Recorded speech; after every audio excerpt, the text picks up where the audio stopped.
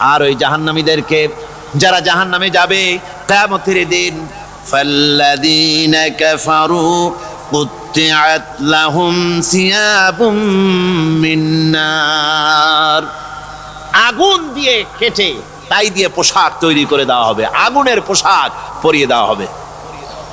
আগুনের পোশাক গায়ে পরিয়ে দেওয়ার পরে কুল্লামা নাদিজাত জুলুদুহুম বাদদালনাহুম জুলুদান গায়রাহা, একবার চামড়া পুড়ে যাবে, জাহান্নামের আগুনে চামড়া পুড়ে গলে যাবে, আবার আল্লাহ রাব্বুল আলামিন নতুন করে চামড়া পরিয়ে দিবেন যাতে করে শাস্তির তীব্রতা অনুভব করতে পারে। জোরে কোন নাউজুবিল্লাহ।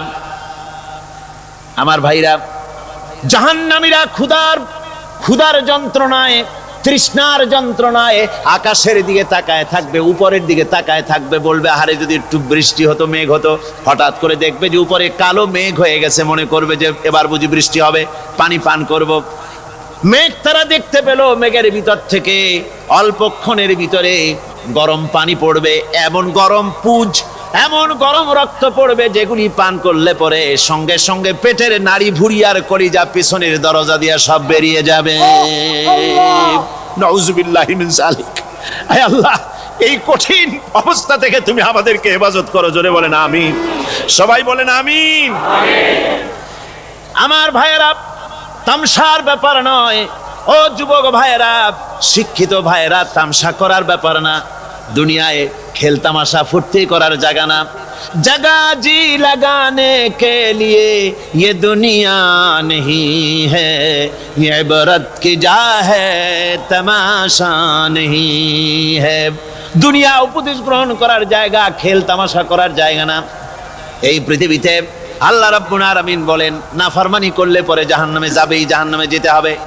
ওই জাহান্নামীদেরকে কি খেতে দেওয়া হবে? আল্লাহ পাক বলছেন, শোনো, খেতে দেব কি? তুসকা মিন আইনিন আনিয়া, ফুটন্ত গরম পানি তাদেরকে পান করতে দেওয়া হবে। লাইসা লাহুম তুআমুন ইল্লা মিন দারি, কাঁটা যুক্ত ঘাস তাদেরকে খেতে দেওয়া হবে। লা ইউসমিনু ওয়ালা ইউগনি মিন জু, এই খাবারে তাদের শরীর পরিপুষ্ট হবে না, আর ক্ষুধাও নিবৃত্ত হবে না। আমার বন্ধুগণ, এমন কঠিন জাহান্নামের অবস্থা থেকে মাপ পাওয়ার জন্য ইমানের জোশ আসতে হবে, ইমানদার হতে হবে, আর নাফরমানিকে ছেড়ে দিতে হবে।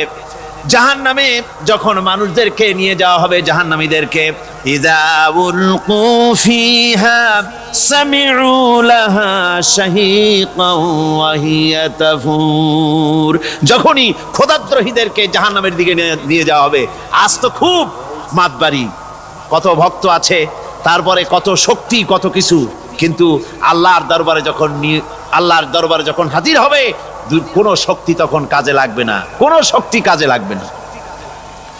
জাহান্নামে যখন তাদেরকে নিয়ে যাওয়া হবে, জাহান্নাম তখন গোসায় ফেটে পড়তে থাকবে, জাহান্নামের ভিতর থেকে গর্জন আসতে থাকবে, তাকাদু তামাইয়াজু মিনাল গায়জ, জাহান্নাম যেন গোসায় ফেটে পড়তে চাইবে।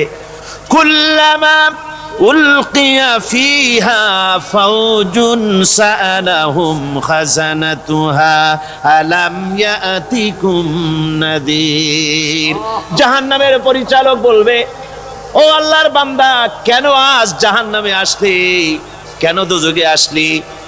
আলাম ইয়াতিকুম নাদির, তোর কাছে কি কোনো ভীতি প্রদর্শক কেউ যায় নাই? কোন নবীর কথা কি শোনো নাই? কোরআনের কথা কি শোনো নাই? হাদিসের কথা কি শোনো নাই? জাহান্নামে কেন এলি? এত বড় খারাপ জায়গা কেন আসলি? শোনো নাই কি? কোনো ভয় দেখানো কেউ কি সব সতর্কবাণী শোনায় নাই? বেঈমানেরা বলবে, ক্বালু বালা ক্বাদ জাআনা নাযীর, হ্যাঁ, আমাদের কাছে এসেছিল, আমাদের কাছে ভীতি প্রদর্শনকারী এসেছিল। ফাকাযযাবনা ওয়া কুলনা মা নাযালাল্লাহু মিন শাই, এসেছিল কিন্তু আমরা বলেছি বেটা মিথ্যে কথা বলে। জোরে কর নাউজুবিল্লাহ। বেটা মিথ্যে কথা বলে। কিসের বেহেশত, কিসের দোজখ?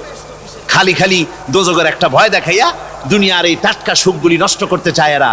পয়গম্বরদেরকে এরকম বলেছে, আর আলেমদেরকেও যখন কোরআন হাদিস থেকে বলা হয় তখন বলে এরা জানি দোজখের কথা কইতে, দোজখ কিসের, আর বেহেশত সে তো এক অসভ্য উদ্যান, জোরে কর নাউজুবিল্লাহ। এমনি করে তারা তামসা করে। ওরা বলবে আমরা এসেছিল ভীতি প্রদর্শনকারী, আমরা মিথ্যে মনে করেছি, বলেছি ওটা মিথ্যে কথা, আর বলেছি আল্লাহ এই ধরনের কিছু নাজিল করেন নাই।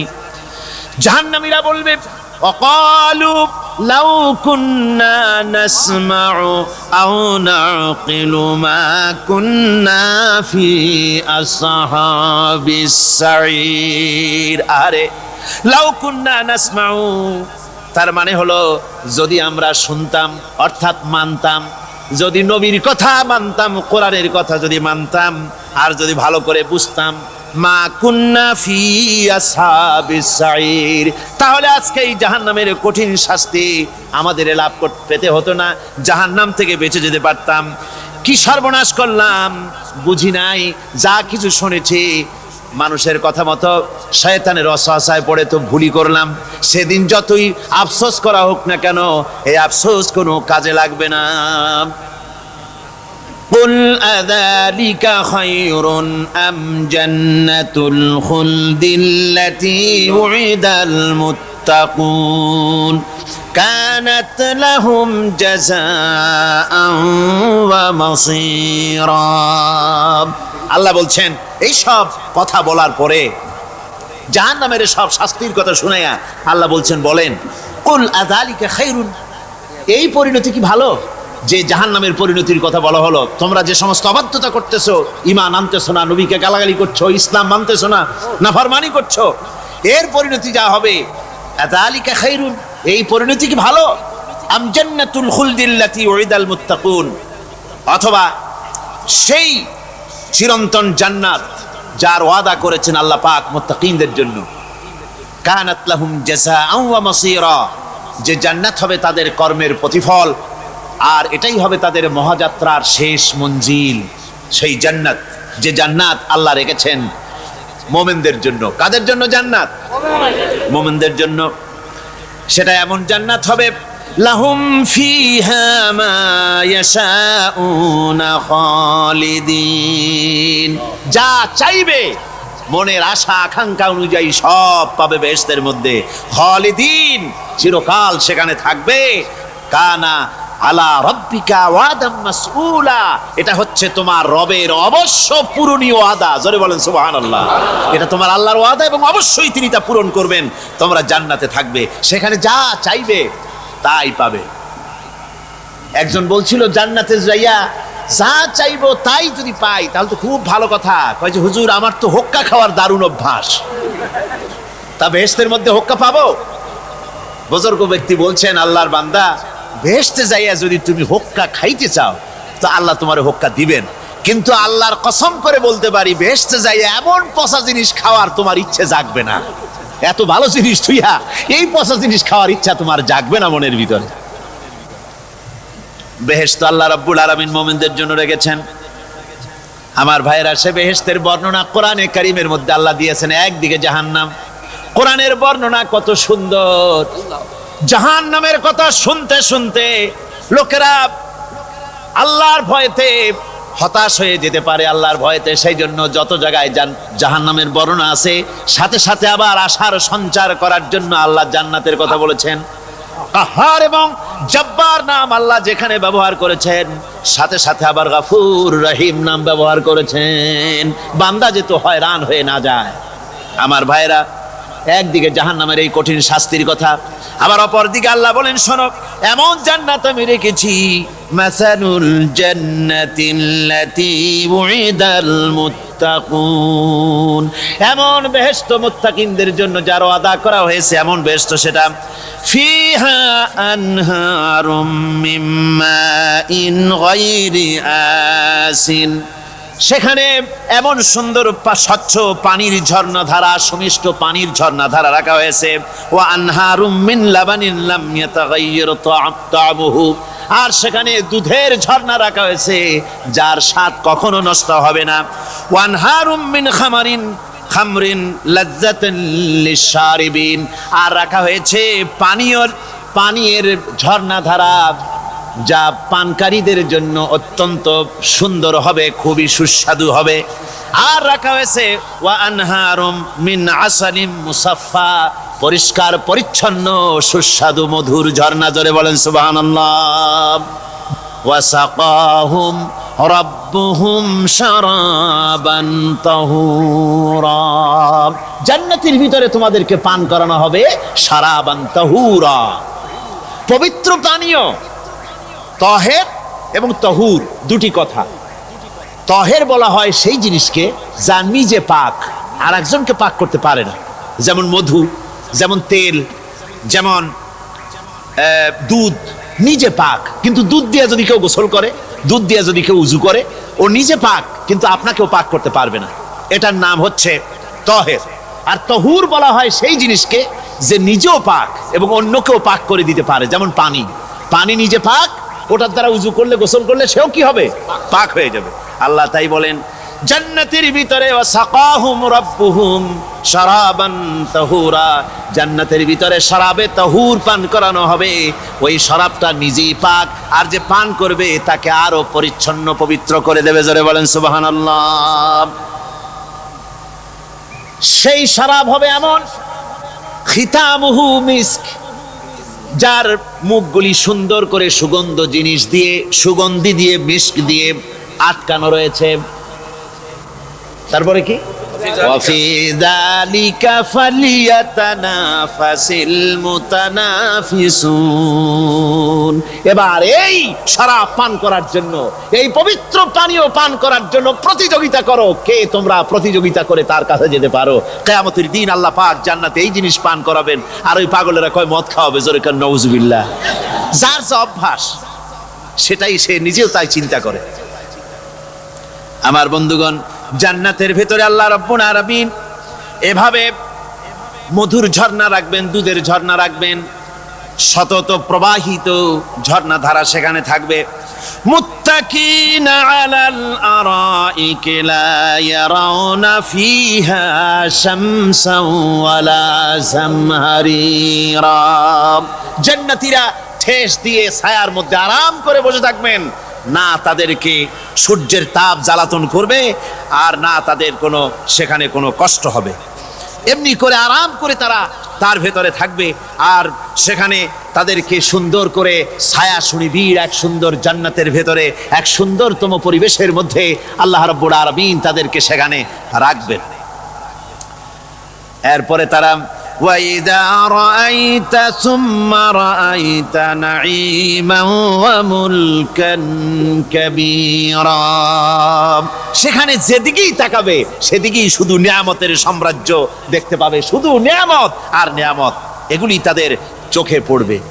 সেখানে না সূর্যের তাপ আর না শীতের প্রকোপ, কোনো কষ্ট নাই, মানুষের শরীর থেকে ঘামও বেরোবে না, সেখানে বার্ধক্য এসে কাউকে পীড়া দিবে না। হুজুর একজন বুড়া লোককে বলছিলেন, মিয়া তুমি তো ভেস্তে যাবে না, তুমি তো বুড়া মানুষ, তুমি তো ভেস্তে যাইতে পারবে না। লোকটা কান দিয়া অস্থির হয়ে গেছে। রাসূল বলছেন যে ভেস্তে বুড়া মানুষ যাবে না, তাহলে তো আমার উপায় নাই। হুজুর বলছেন না, তুমি যখন ভেস্তে যাবে তুমি যুবক হয়ে যাবে। সুবহানাল্লাহি ওয়া বিহামদিহি। একজন কালো মানুষকে হুজুর বলছেন যে কালো মানুষ বেহেশতে যাবে না, সে তো একদম কান্দিয়া হয়রান। হুজুর বলছেন দেখো তুমি যখন বেহেশতে যাবে তুমি কালো থাকবে না, তুমি সুন্দর সুশ্রী হয়ে যাবে। সুবহানাল্লাহ। আমার ভাইয়েরা, ওই জান্নাতের ভিতরে আল্লাহ রাব্বুল আলামিন অগণিত নিয়ামত মানুষের জন্য রেখেছেন, নিজের বান্দার জন্য রেখে দিয়েছেন। ওয়া হুরুন ঈন, বেহেশতীদের জন্য রয়েছে সুন্দর চক্ষুধারী হুরগণ রয়েছে সেখানে জান্নাতীদের জন্য। কামসালিল লুলুইল মাকনুন, যেন সে এতই সুন্দর, যেন গোপনে রক্ষিত মুক্তার মতো, মুক্তা সদৃশ। এভাবে সুন্দরী হুরদেরকে আল্লাহ রাব্বুল আলামিন তার বান্দাদেরকে সেখানে রেখেছেন। লা ইয়াসমাউনা ফিহা লাগওয়ান ওয়ালা তাসীমান ইল্লা কিলান সালামান সালামা। কোন পাপ সেখানে মানুষ দেখবে না, কোন বাজে কথা সেখানে শুনবে না, শুধু শান্তি আর শান্তি। আল্লাহ রাব্বুল আলামিন মুমিন বান্দাদের বলবেন, উদখুলুল জান্নাতা আনতুম ওয়া আজওয়াজুকুম তুহবারুন। আল্লাহ রাব্বুল আলামিন বলবেন, ও আমার বান্দারা, জান্নাতে প্রবেশ করো, তোমাদের স্ত্রীদেরকে সাথে নিয়ে জান্নাতে চলে যাও। সুবহানাল্লাহি ওয়া বিহামদিহি। তোমাদের স্ত্রীদেরকে নিয়ে, সাথে করে নিয়ে জান্নাতের ভিতরে চলে যাও, সেখানে তোমরা আরামে থাকো। ইউতাফু আলাইহিম বিসহাফিম মিন যাহাবিন ওয়া আকওয়াবিন ওয়া ফিহা মা তাশতাহিল আনফুসু ওয়া তালাজ্জুল আ'য়ুন ওয়া আনতুম ফিহা খালিদুন। তাদের সামনে সেখানে স্বর্ণ নির্মিত থালা এবং সমস্ত পাত্র তাদের সামনে ঘুরতে থাকবে। তারা সেখানে আরামে মন ভোলানো সাজ সজ্জা সরঞ্জামাদি ইত্যাদি দেখে তারা সেখানে অবাক হয়ে যাবে। এত সুন্দর জান্নাতের পরিবেশ দেখে তারা হয়রান হয়ে যাবে। এই জান্নাতীদেরকে আল্লাহ রাব্বুল আলামিন ফেরেশতাদেরকে অর্ডার করবেন, ও আমার ফেরেশতারা, আমার এই বান্দাগুলিকে জান্নাতের দিকে নিয়ে যাও। ওয়াসিকাল্লাযীনা তাকাউ রাব্বাহুম ইলাল জান্নাতি যুমারা। যারা আল্লাহকে ভয় করে জীবন চালায়েছে, আল্লাহকে ভয় করে যারা জীবন সমাজ ব্যক্তি পরিবার রাষ্ট্র পরিচালনা করেছে, আল্লাহ রাব্বুল আলামিন বলবেন, ও আমার ফেরেশতারা, আমার এই বান্দাগুলিকে জান্নাতের দিকে নিয়ে যা। ফেরেশতারা জান্নাতীদেরকে হাকায়া জান্নাতের দিকে নিয়ে যেতে থাকবে। আবার ওদিকে আছে ওয়াসিকাল্লাযীনা কাফারু ইলা জাহান্নামা যুমারা। জাহান্নামীদেরকে হাকায় নিয়ে যাওয়া হবে কোন দিকে?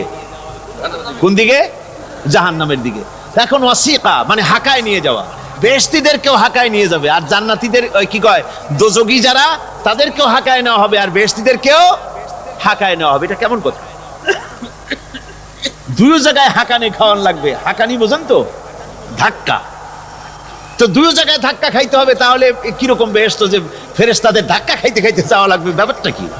আমার ভাইরা, ব্যাপারটা হচ্ছে এই, আমি দৃষ্টান্ত দিতে গিয়া বলি, অনেকদিন বন্ধুর সঙ্গে দেখা হয় নাই, বহু বছর পর হঠাৎ করে এক বন্ধু আর এক বন্ধুর বাড়িতে এসেছে, যে বলছে, ভাই যদিও বহু বছর পর এসেছি, কিন্তু আমার হাতে সময় নাই, আজ আমি বেশি সময় তোমার বাড়িতে থাকবো না। ওই বাড়িওয়ালা বন্ধু বলে, বন্ধু যতই ব্যস্ততা তুমি দেখাও না কেন, আজকে যখন তোমার একবার পাইছি, আমি তোমাকে ছাড়বো না। এই হলো একটা ছাড়বো না। আর ঢাকা হাইকোর্টের সামনে থেকে মকিম গাজী পালায় গেছে, ডাকাত। পুলিশ খুঁজতে খুঁজতে হয়রান হইয়া এই ডাকাতটারে যদি পাওয়া যায়, আর ওই ডাকাত যদি বলে, স্যার আপনি আমার ধর্মের ভাই, আপনি আমার বাপ, আপনি মেহেরবানি করে আমাকে ছেড়ে দেন, পুলিশ বলবে, বেটা গোটা পুলিশ বাহিনী তোর জন্য হয়রান, তোরে যখন একবার পাইছি তোরে আর ছাড়বো না। তাহলে বন্ধুর ছাড়বো না আর পুলিশের ছাড়বো না এক জিনিস? এক জিনিস। জাহান্নামীদেরকে ধাক্কা মারতে মারতে জাহান্নামের দিকে নিয়ে যাবে, জাহান্নামের দিকে যেতে চাইবে না, তাই ধাক্কা মারা লাগবে। আর বেহেশতীদের ধাক্কা মারা লাগবে কেন? বেহেশতীরা যখন জান্নাতের দিকে যেতে থাকবে, ওদের জন্য লাল কার্পেট সম্বর্ধনা দেওয়া হবে। দুনিয়ার পচা লাল কার্পেট না, এত সুন্দর করে সাজানো থাকবে। এক একটা মঞ্জিলে যখন যাবে, জান্নাতীদের জন্য সাজানো মঞ্জিল দেখে তারা মনে করবে এইটাই বুঝি বেহেশত। ঘটি বাটি লোটা যা আছে তাই নিয়ে ওইখানে বসে পড়বে। ফেরেশতারা কবে যে, আল্লাহর বান্দা তুমি এখানে বসছো কেন? এটা তো বেহেশত না। কয় এর থেকেও ভালো আছে নাকি? কয় আছে না, ওঠো, আরে মিয়া উঠো। এইভাবে করে ধাক্কা মারবে, ওঠো, সামনে যাও। আবার যখন সামনে যাবে, সেখানে এর থেকে আরো সুন্দর পরিবেশ দেখে ওইখানে আবার বসে পড়বে, মনে করবে এটা বুঝি বেহেশত। বলা হয়, ফেরেশতারা বলবে, আল্লাহর বান্দা এটা জান্নাত না, এর থেকেও ভালো জায়গা, সুন্দর জায়গা আছে। এইভাবে ধাক্কা মারতে মারতে তাদেরকে জান্নাতের কাছে নিয়ে যাওয়া হবে। হাত্তা حتى إذا جاءوها وفتحت أبوابها وقال لهم خزنتها سلام عليكم طبتم فادخلوها خالدين। এভাবে ধাক্কাতে ধাক্কাতে যখন তাদেরকে জান্নাতের দরজার কাছে নিয়ে যাওয়া হবে, আগে থেকেই তাদের জন্য দরজা খোলা থাকবে। সুবহানাল্লাহ। আগে থেকেই জান্নাত খুলে রাখা হবে। তাদেরকে বলা হবে, ওই জান্নাতের পরিচালক তিনি বলবেন, আসুন, ওয়েলকাম করবেন তাদেরকে, সালামুন আলাইকুম, আপনাদের প্রতি আল্লাহর শান্তি বর্ষিত হোক। বড় ভালোভাবে জীবনযাপন করেছিলেন দুনিয়ায়, আল্লাহর হুকুম মেনে চলেছিলেন, আল্লাহর হুকুম পালন করেছিলেন। দুনিয়ার বুকে বড় অশান্তি, মানুষের নির্যাতন, মানুষের বদনামি, জেল জরিমানা, রাত জেগে তাহাজ্জুদের নামাজ পড়া, জিহাদের ময়দানে কষ্ট করে রক্ত দেওয়া, শহীদ হওয়া, কত কষ্ট করে আল্লাহর দ্বীন জমিনে কায়েমের চেষ্টা করেছেন, নিজের জীবনকে ভালো রেখেছেন, পবিত্র রেখেছেন। আজকে আপনার জন্য এই জান্নাত, ফাদখুলুহা খালিদিন, জান্নাতে প্রবেশ করুন এবং চিরকাল এই জান্নাতের ভিতরে থাকুন।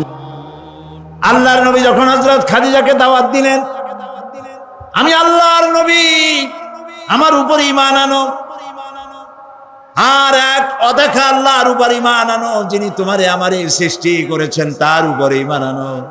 হযরত খাদিজা এক মুহূর্ত দেরি করেন নাই, সঙ্গে সঙ্গে উচ্চারণ করেছেন লা ইলাহা ইল্লাল্লাহু মুহাম্মাদুর রাসূলুল্লাহ। খাদিজা বলছেন কি জানেন? ইয়া আবাল কাসিম। তিনি নবীজিকে ডাকতেন, হে কাসিমের পিতা। ইয়া আবাল কাসিম, 15টি বছর আপনার ঘর করেছি, আমার দিল একথা সাক্ষ্য দিচ্ছে আপনি অবশ্যই আল্লাহর নবী, কোনো সন্দেহ নাই। আপনার ভিতরে 15 বছর আমি যে আচরণ দেখেছি, সাধারণ মানুষের এই আচরণ হতে পারে না, অবশ্যই আপনি আল্লাহর নবী। হযরত আয়েশা বলেন, আমাদের ঘরের ভিতরে তেমন গোশত রান্না বান্না খুবই কম হতো, আধপেটা অনাহারে অর্ধাহারে আমাদের দিন চলতো। যেদিন কোনো ভাগ্যক্রমে কোনো গোশত আসতো অথবা কোনো ছাগল দুম্বা জবাও হতো, নবীজি গোশতগুলি ভাগ করে স্ত্রীদের ঘরে ঘরে দিয়া নিজে একটা পটলার ভিতরে কয়েক টুকরা গোশত নিয়ে মদিনার রাস্তায় ঘুরে বেড়াতেন। খাদিজার কোনো বান্ধবী পাওয়া যায় নাকি? খাদিজার কোনো আত্মীয়া, কোনো বান্ধবী পাওয়া যায় নাকি? প্রিয় ভাই সাহেব, নবী করিম সাল্লাল্লাহু আলাইহি ওয়াসাল্লাম স্ত্রীদেরকে ভালোবাসতেন। হাদিস থেকে শোনাচ্ছি, হযরত আয়েশা কুমারী মেয়ে, তাকে বিয়ে করেছেন নবী করিম সাল্লাল্লাহু আলাইহি ওয়াসাল্লাম। গভীর রাত, চাঁদনি রাত, আধো আধো জ্যোৎস্না প্লাবিত রাত, নবীজি বলছেন, আয়েশা চলো আমরা একটু পায়চারি করে আসি। মরুভূমির ভিতরে গিয়ে বললেন, ওই যে একটা জিনিস দেখা যায়, চলো তো দৌড় মারি, কে আগে যায় দেখা যায়। বিশ্বনবী স্ত্রীর মনোরঞ্জনের জন্য দৌড় প্রতিযোগিতা করতেছেন, তাও সুবহানাল্লাহ কইতে ইচ্ছে করে না। দৌড়াইয়া হযরত আয়েশা রাদিয়াল্লাহু তাআলা আনহা তিনি আগে চলে গেলেন, রাসূলুল্লাহ পিছনে পড়ে গেলেন। হযরত আয়েশা খুব আনন্দ করলেন, দেখলেন আপনি কিন্তু দৌড়ে আমার সাথে পারলেন না। বাস এর কয়েক বছর পর আরেকদিন এইভাবে দৌড়ের প্রতিযোগিতা হলো রাতের বেলায়। আজকে হযরত আয়েশা বলছেন, ওই দিনের তুলনায় আমার শরীরটা স্থূল হয়ে গেছে, আমি একটু মুটিয়ে গেছি। দৌড়াইয়া আমি পিছনে পড়ে গেলাম, রাসূল আগে উঠে গেলেন। আমি হাঁপাতে হাঁপাতে যখন নবীজির কাছে গিয়ে দাঁড়িয়েছি, রাসূলুল্লাহ তাবাসসুম মুস্কি হেসে আমার দিকে তাকিয়ে বলছেন, আয়েশা ওই সেই দিনের প্রতিশোধ আজ নিলাম। সুবহানাল্লাহ। কিসের ইউরোপ, কিসের আমেরিকা, ইসলামী সভ্যতার জুতার কাছেও দাঁড়াতে পারবে না তারা। ওরা আজকে কি বলে, বিশ্ব কি দিবস, নারী দিবস পালন করে। বিশ্ব নারী দিবস, বিশ্ব মাতৃ দিবস, বিশ্ব ভালোবাসা দিবস। বিশ্ব ভালোবাসা দিবস ওদের দরকার, যাদের সারা বছরে কোনো ভালোবাসা নাই তাদের জন্য একটা দিন ভালোবাসার বনিতা করা লাগে। আমার লাগে না, কারণ আমার জন্মই হয়েছে ভালোবাসার মধ্য দিয়ে। আর দ্বীন ওয়ান নাসিহা, ইসলাম মানেই হলো ভালোবাসা। সুবহানাল্লাহ কও। ইসলাম মানেই হচ্ছে ভালোবাসা। আমার দেশে, মুসলমানদের দেশে বিশ্ব ভালোবাসা দিবসের কোনো প্রয়োজন নাই। বিশ্ব নারী দিবস পালন করা, বিশ্ব কন্যা দিবস পালন করা ওদের দরকার, যার দেশে নারীর কোনো মর্যাদা নাই, যেখানে কন্যার কোনো মর্যাদা নাই, যেখানে মাতৃত্বের পিতৃত্বের মর্যাদা নাই, সেখানে প্রয়োজন। আমার দেশে প্রয়োজন নাই। দিবস পালন করতে করতে এখন কিসব দিবস পালন করতেছে। কালকের পত্রিকায় দেখলাম বিশ্ব পায়খানা দিবস। আমি জানি না আপনারা বিশ্বাস করবেন কিনা, আমার নিজের চোখ দিয়ে দেখছি। নওজুবিল্লাহ, মানে তালাশ করে পায় না, করবে কি। এরপরে দেখলাম ঢাকায় দেওয়ালে লেখা বিশ্ব চিন্তা দিবস। তো বিশ্ব চিন্তা দিবসের এটার থিমটা কি, করবেটা কি?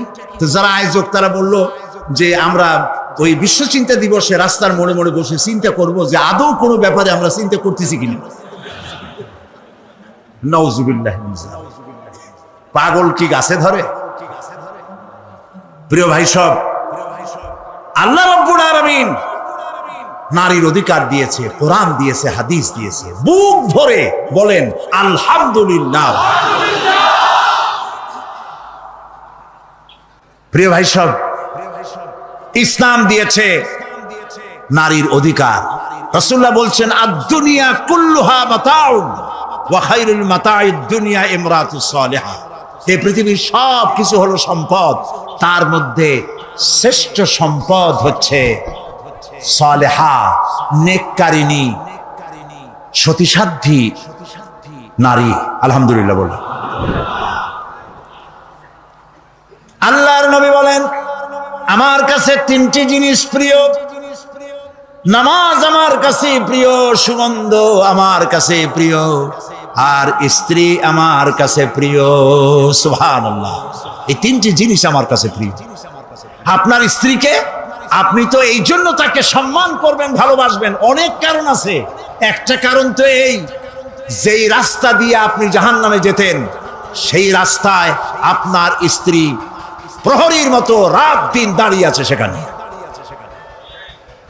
ব্যাখ্যা দেওয়ার কোনো প্রয়োজন নেই। সুতরাং আপনার স্ত্রীকে আপনি ভালোবাসবেন এবং তাকে আপনি সম্মান দিবেন। ইসলাম নারীকে অর্থনৈতিক অধিকার দিয়েছে, বলেছে ফাতুহুন্না উজুরাহুন্না ফরিদা, ফরজ রূপী দায়িত্ব হিসেবে মহারানার টাকা আদায় করে দাও। এখন মহারানার টাকা আদায় করা হয় না, এখন বিবাহ মজলিসগুলিতে বলা হয় মহারানা কত? মহারানা হচ্ছে 21,21,101 টাকা, 11,11,101 টাকা। একটা 1 টাকা থাকা লাগবে। কোথায় পাইছেন এটা? একটা 1 টাকা থাকা লাগবে। আর এই যে মহারানা বাঁধা হয়, এই মহারানার টাকা আদায় করা অধিকাংশ ক্ষেত্রে আদায় করা হয় না। কথা ঠিক কিনা? কথা ঠিক কিনা? বরং উল্টা মহারানা আদায় করে নেয়। কারণ বলেন পাত্রপক্ষ, পাত্রপক্ষ মহারানা আদায় করে নেওয়ার সময় আদায় করার জন্য ঘটক, এগুলোরে কি বলে? ঘটক। কোন কোন এলাকায় এদেরকে উচ্চনাক বলা হয়।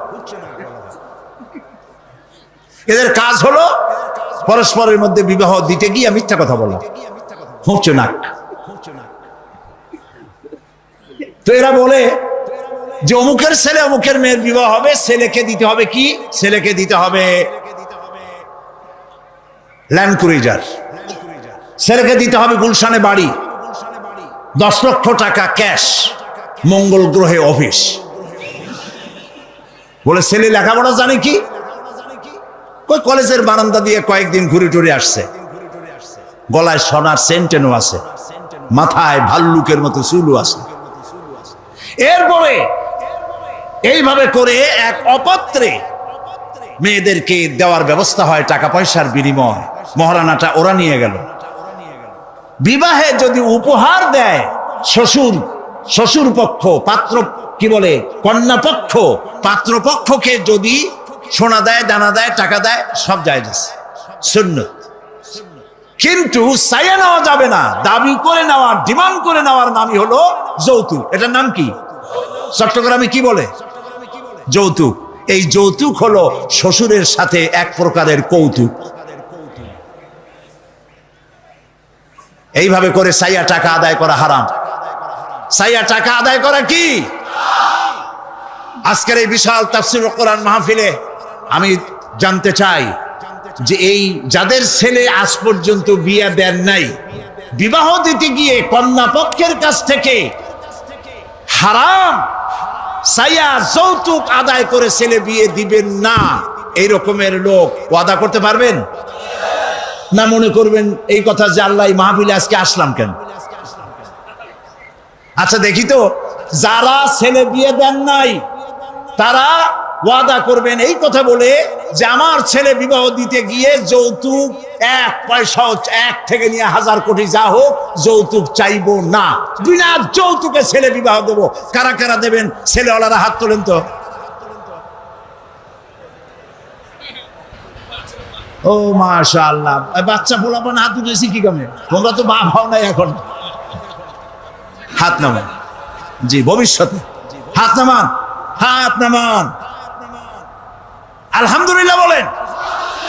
যৌতুক এক সামাজিক ব্যাধি, এই ব্যাধি বন্ধ করতে হবে এবং চট্টগ্রাম থেকেই এটার আন্দোলন শুরু হবে ইনশাআল্লাহ। বলেন ইনশাআল্লাহ। প্রিয় ভাই সব,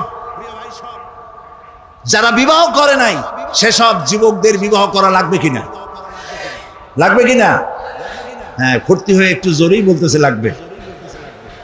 এই বিবাহ করতে গেলে শ্বশুর যদি ঘড়ি দেয় বলবা আলহামদুলিল্লাহ, যদি শেরওয়ানি দেয় আলহামদুলিল্লাহ, যদি কিছু না দেয় নাউজুবিল্লাহ, নাকি?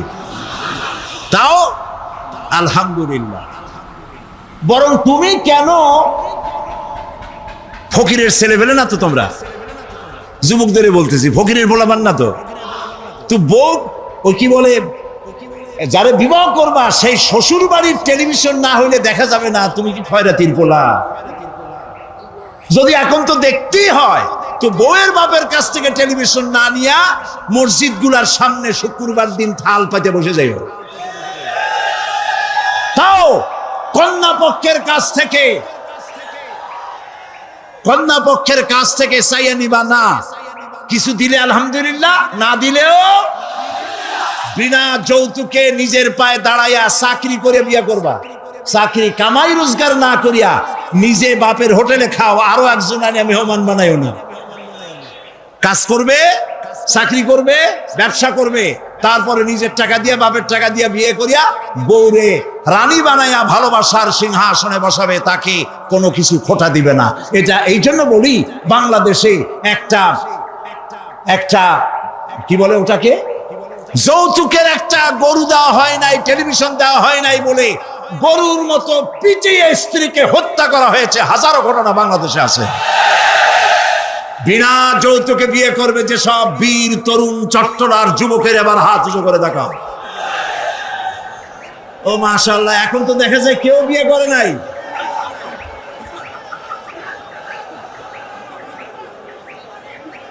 আচ্ছা, হাত নামান, হাত নামান।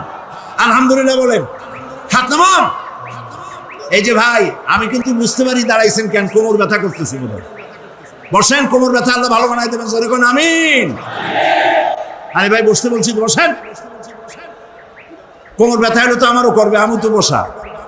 বসেন, সবাই বসেন। প্রিয় ভাই সব, তাহলে একটি বড় রকমের অপরাধ থেকে চট্টগ্রামকে মুক্ত করার জন্য আন্দোলন শুরু করা হলো। বলেন আলহামদুলিল্লাহ।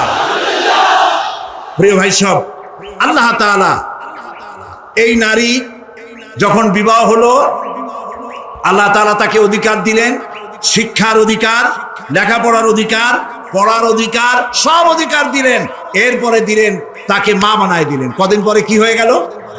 মা হয়ে গেল। সুবহানাল্লাহ। এখন কিন্তু ইজ্জত আরো বাড়লো। মা হওয়ার পর ইজ্জত কি হইল? আরো বেড়ে গেল। আল্লাহর নবীর কাছে প্রশ্ন করা হয়েছে। এক সাহাবী এসে বলছেন, সালা রাজুলুন ইয়া রাসূলুল্লাহ মান আহাক্কুন নাস বিহুসনি সাহাবাতি ক্বালা উম্মুক ক্বালা সুম্মা মান ক্বালা উম্মুক, ক্বালা সুম্মা মান, ক্বালা উম্মুক, ক্বালা সুম্মা মান, ক্বালা আবুক। সুবহানাল্লাহ। একজন এসে নবীজির কাছে প্রশ্ন করলেন, ইয়া রাসূলুল্লাহি, মানুষের ভিতরে আমি কার যত্ন করব, কার খেদমত করব, কার সাথে ভালো ব্যবহার করব, আমার কাছে সব থেকে ভালো ব্যবহার কে পেতে পারে? নবীজি বললেন, তোমার মা। সাহাবী প্রশ্ন করলেন, তারপরে কে? রাসূলুল্লাহ বললেন, তোমার মা। তারপরে কে? তোমার মা। তারপরে কে? তোমার পিতা। পিতার চাইতে মায়ের মর্যাদা আল্লাহ পাক কয় গুণ বাড়ালেন? সবাই বলেন কয় গুণ? 3 গুণ আল্লাহ বাড়ায় দিলেন। আল্লাহ রাব্বুল আলামিন কোরআনে কারীমের ভিতরে বলেছেন, ওয়া কাদা রাব্বুকা আল্লা তা'বুদু ইল্লা ইয়্যাহু ওয়া বিল ওয়ালিদাইনি ইহসানা। তোমার রবের পক্ষ থেকে চূড়ান্ত ফয়সালা হয়েছে যে আল্লাহর ইবাদত করার পর মা বাপের ইহসান করবে। সুবহানাল্লাহ। আর আমার দেশের লোকেরা কি বলে, কি করে? লক্ষ্য করতেছেন আপনারা? আল্লাহ বলেন কি আর বান্দারা করে কি? আল্লাহ বলছেন মা বাপের খেদমত করো। আমার ইবাদতের পরে আল্লাহর পরেই স্থান কার? চিল্লায় বলেন। আমাদের লোকেরা বোঝে না, না বুঝা চলে যায় ভালো কোনো খাবার, ভালো কোনো ফল কোনো হযরত, কোনো পীর সাহেবের দরবারে নিয়ে হাজির করলে, হ্যাঁ দেন, পীর সাহেবকে হাদিয়া দিবেন, দেন, কিন্তু আগে দিবেন মায়ের। আপনার কাছে, সন্তানের কাছে সব থেকে বড় পীর হচ্ছে মা। বলেন সব থেকে বড় পীর কে? মা আর বাবা। মা আর এই দুজন হচ্ছে আপনার কাছে সব থেকে বড় পীর। পীর সাহেবের দোয়া কবুল হবে কি হবে না? আলেম সাহেবের দোয়া কবুল হবে কি হবে না? সন্দেহ আছে। 50-50, দোয়া কবুল হইলেও হইতে পারে, না হইলেও না হইতে পারে। কিন্তু মা বাপ যদি দোয়া করে, আল্লাহর দরবারে দোয়া মঞ্জুর হয়ে যায়, 100% দোয়া কবুল হয়ে যায়। সুবহানাল্লাহ। প্রিয় ভাই সব, আল্লাহ রাব্বুল আলামিনের নবী বলেন, মা বাবা যখন দোয়া করে সন্তানের জন্য, যখন দোয়া করে, বন্দুক দিয়া গুলি করলে সেই গুলি তার লক্ষ্য বস্তুর কাছে যেতে যত না দেরি হয়, মা বাপের দোয়া বা বদদোয়া আল্লাহর দরবারের থেকে দ্রুত গতিতে চলে যায়। মাকে খাওয়াও। বুড়া মা আছে না? বলেন আছে না? মা যখন বুড়া হয়ে যায়, বউয়ের কথা মতো সন্তান মায়ের সাথে খারাপ ব্যবহার করে, মুখ মলিন করে থাকে, কথা বলে না, আর মনে মনে বলে, প্রকাশ্য বলে, অনেকের সামনে বলে, বুড়ি মরে না কেন? নাউজুবিল্লাহ। বলেন নাউজুবিল্লাহ। তুমি কারে মরতে বলো? কারে মরতে বলো?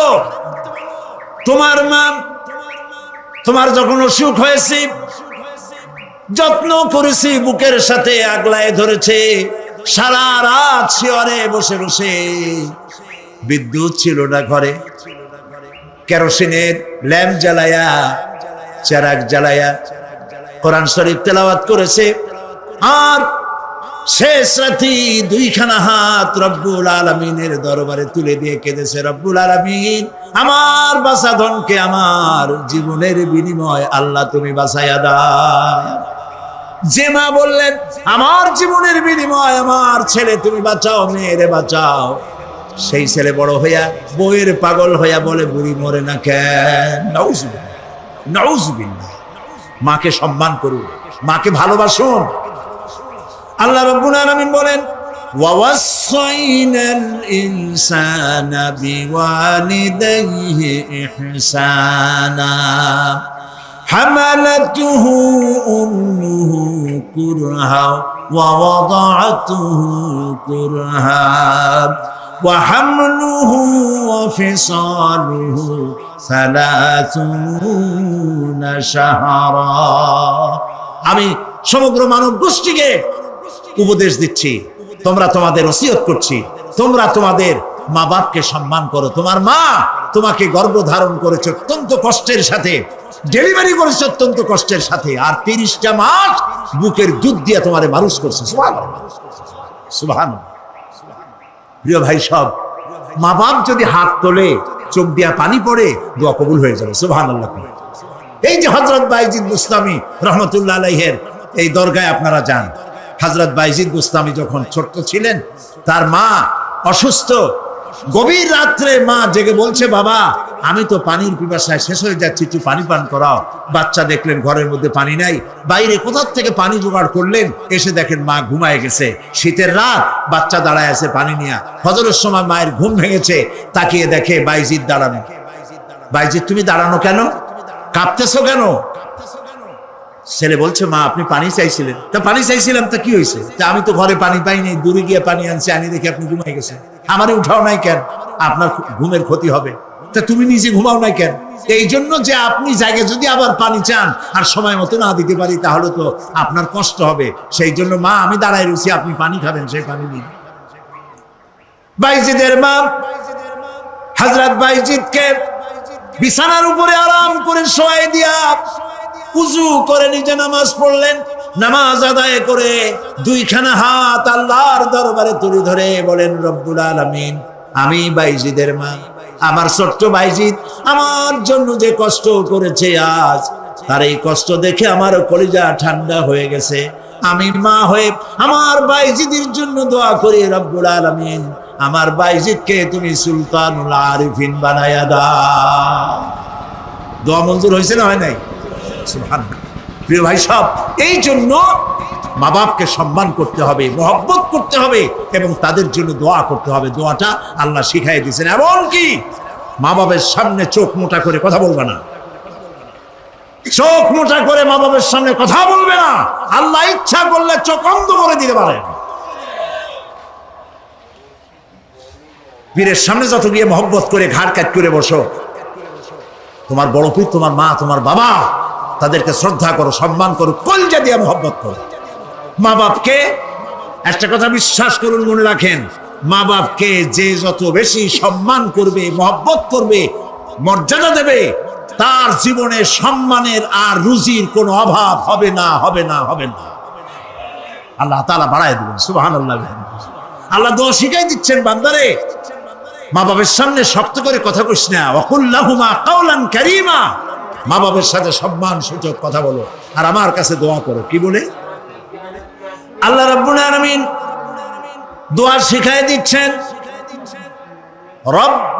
রব্বিরহামহুমা কামা রাব্বায়ানি সাগীরা। সবাই পড়েন, রব্বিরহামহুমা কামা রাব্বায়ানি সাগীরা। আবার পড়েন, রব্বিরহামহুমা কামা রাব্বায়ানি সাগীরা। আল্লাহ তাআলা শিখাই দিলেন, বান্দারে দোয়া কর, আয় আমার রব, আমার মা বাপ আমাকে যেমন ছোটবেলায় স্নেহের কোলে লালন পালন করেছে, মাবুদ গো তুমি আমার মা বাপকে সেইভাবে তোমার রহমতের কোলে লালন পালন করো। আল্লাহ দোয়া শিখাই দিচ্ছেন। এই দোয়া প্রত্যেক নামাজের পর আপনারা পড়বে। মনে থাকবে ভাই? জোরে বলেন, মনে থাকবে? আল্লাহ যেন আমাদেরকে মনে রাখান, আমরা বলি আমিন। প্রিয় ভাই সব, মা হিসাবে আল্লাহ তাআলা এই মর্যাদা বৃদ্ধি করে দিলেন। নারীর তিনটা স্তর বললাম, কন্যা, বধূ, মাতা। তিন স্তরে ইসলাম যে মর্যাদা দিয়েছে, এর থেকে বেশি মর্যাদা পৃথিবীতে কেউ দিতে পারে নাই। এখন এই নারীদেরকে যাদের এত মর্যাদা আল্লাহ দিলেন, মর্যাদা তো এত বাড়াই দিলেন, সন্তানের জান্নাত মায়ের পায়ের তলে ঢুকাই দিলেন। সুবহানাল্লাহ, সুবহানাল্লাহ বলবেন না? মেয়ে লোকের মায়ের পায়ের তলে তার সন্তানের বেহেশত আল্লাহ ঢুকাই দিলেন। সম্মান করো, মর্যাদা করো। যারা মা বাবার সাথে বেয়াদবি করছো, আজকের রাতে মায়ের কাছে গিয়ে, বাপের কাছে গিয়ে পাও দুটো জড়ায় ধরো আর বলো, আব্বা আম্মা আমি তো ভুল করছি, বেয়াদবি করছি, বুঝি নাই, আল্লাহর রাস্তায় আমারে মাফ করে দেন। মাফ করে দেবে না? দিবে। মা বাবার চাইতে সন্তানের জন্য কল্যাণকামী কে আছে? বড় কথা মতো খবরদার কখনো মা বাবার সাথে নাফরমানি করবেন না। মনে থাকবে? মনে থাকবে? আল্লাহ তাআলা মনে রাখার তৌফিক দিক, আমরা বলি আমিন। প্রিয় ভাই সব, এই নারীকে সম্মান দিয়ে আল্লাহ তাআলা বলেছেন নারীরা যেন পর্দায় থাকে। কুল লিল মুমিনাতি ইয়াগুদুনা মিন আবসারিহিন। মেয়ে লোকদেরকে বলা হয়েছে, মুমিনা নারী তোমরা তোমাদের চক্ষুকে পর পুরুষ থেকে নিম্নগামী করে রাখো। ওয়াহফাজনা ফুরুজাহুন্না, আর তোমাদের যৌনাঙ্গ সমূহ এগুলিকে তোমরা হেফাজতে রাখো, এগুলি লজ্জাস্থান সমূহ হেফাজতে রাখো, যা মানুষকে দেখিও না। ওয়াকারনা ফি বুয়ুতিকুন্না ওয়ালা তাবাররাজনা তাবাররুজাল জাহিলিয়াতিল উলা, আর তোমরা তোমাদের ঘরের মধ্যে থাকো ওই জাহিলিয়াতের যুগে যে ধরনের সাজসজ্জা করে রাস্তায় বেরোতো, ঠাক ঠমক করত, রূপচর্চা করত মানুষের সামনে, পরপুরুষের সামনে, জাহিলি যুগের মতো তোমরা বেরিয়েও না। কে বলতেছেন? আল্লাহ বলতেছেন, আল্লাহ পাক বলছেন ওয়াকারনা ফি বুয়ুতিকুন্না, ঘরের মধ্যে থাকো। এই ঘরের মধ্যে থাকার অর্থ কিন্তু এই নয় যে ঘরের মধ্যে পড়ে থাকো, লেখাপড়া করো না, চাকরি বাকরি করো না, এটা কিন্তু নয়। বরং নবী করিম সাল্লাল্লাহু আলাইহি ওয়াসাল্লাম মহিলা সাহাবীরা ব্যবসা করেছেন। কেউ আতরের ব্যবসা করেছেন, কেউ ফলের ব্যবসা করেছেন, কেউ খেজুরের ব্যবসা করেছেন, এবং এই মহিলারা নার্সের দায়িত্ব পালন করেছেন। যুদ্ধাহত সৈন্যদেরকে নার্সিং করেছেন, যুদ্ধের ময়দানেও তারা কাজ করেছেন। কাজী ঘরের মধ্যে থাকো, তার অর্থ হলো ঘরের মধ্যে যে পরিবেশটা থাকে পর্দার পরিবেশ, যখন বাইরে যাবে তখনও এই পর্দার পরিবেশটা নিয়ে যাবে। যখন বাইরে যাবে বোরখাটা পরে যাইও, বোরখাটা পরলে ওইটা একটা ঘরের মতো, বোরখার দরজাও আছে, জানালাও আছে, আছে না? যেখানে সুযোগ আছে জানলা খুলে দেন, মুখের কাপড়টা উঠাইয়া দেখেন যেখানে সুযোগ আছে, আর যেখানে সুযোগ নাই জানলা বন্ধ করে দেন, ঠিক না? এই বোরখা পরতে বলা হয়েছে, বোরখা পরে চলবেন। এই বোরখাটা একটা নিয়ামত। বাংলাদেশ নিয়ে কথা বলি, এই বাংলাদেশে আজ পর্যন্ত যত নারীর মুখে অ্যাসিড পড়েছে, একটা দৃষ্টান্ত চাই। আপনারা বলেন আমাকে যে বোরখা পরা একটা মেয়ে লোকের মুখে অ্যাসিড পড়েছে, প্রমাণ দেন। পারবেন প্রমাণ দিতে? পারবেন? কেন পারবেন না বলেন? কারণটা কি? কারণ হলো এই, মেয়ে লোকটা যখন বোরখা পরলো সে আল্লাহর হুকুম পালন করলো। কার হুকুম পালন করেছে? আর তখন আল্লাহর দায়িত্ব হয়েছে নারীর সতীত্বের এবং তার শরীরের হেফাজতের দায়িত্ব নেওয়া। এই জন্য বোরখা পরা নারীর মুখে অ্যাসিড পড়ে না।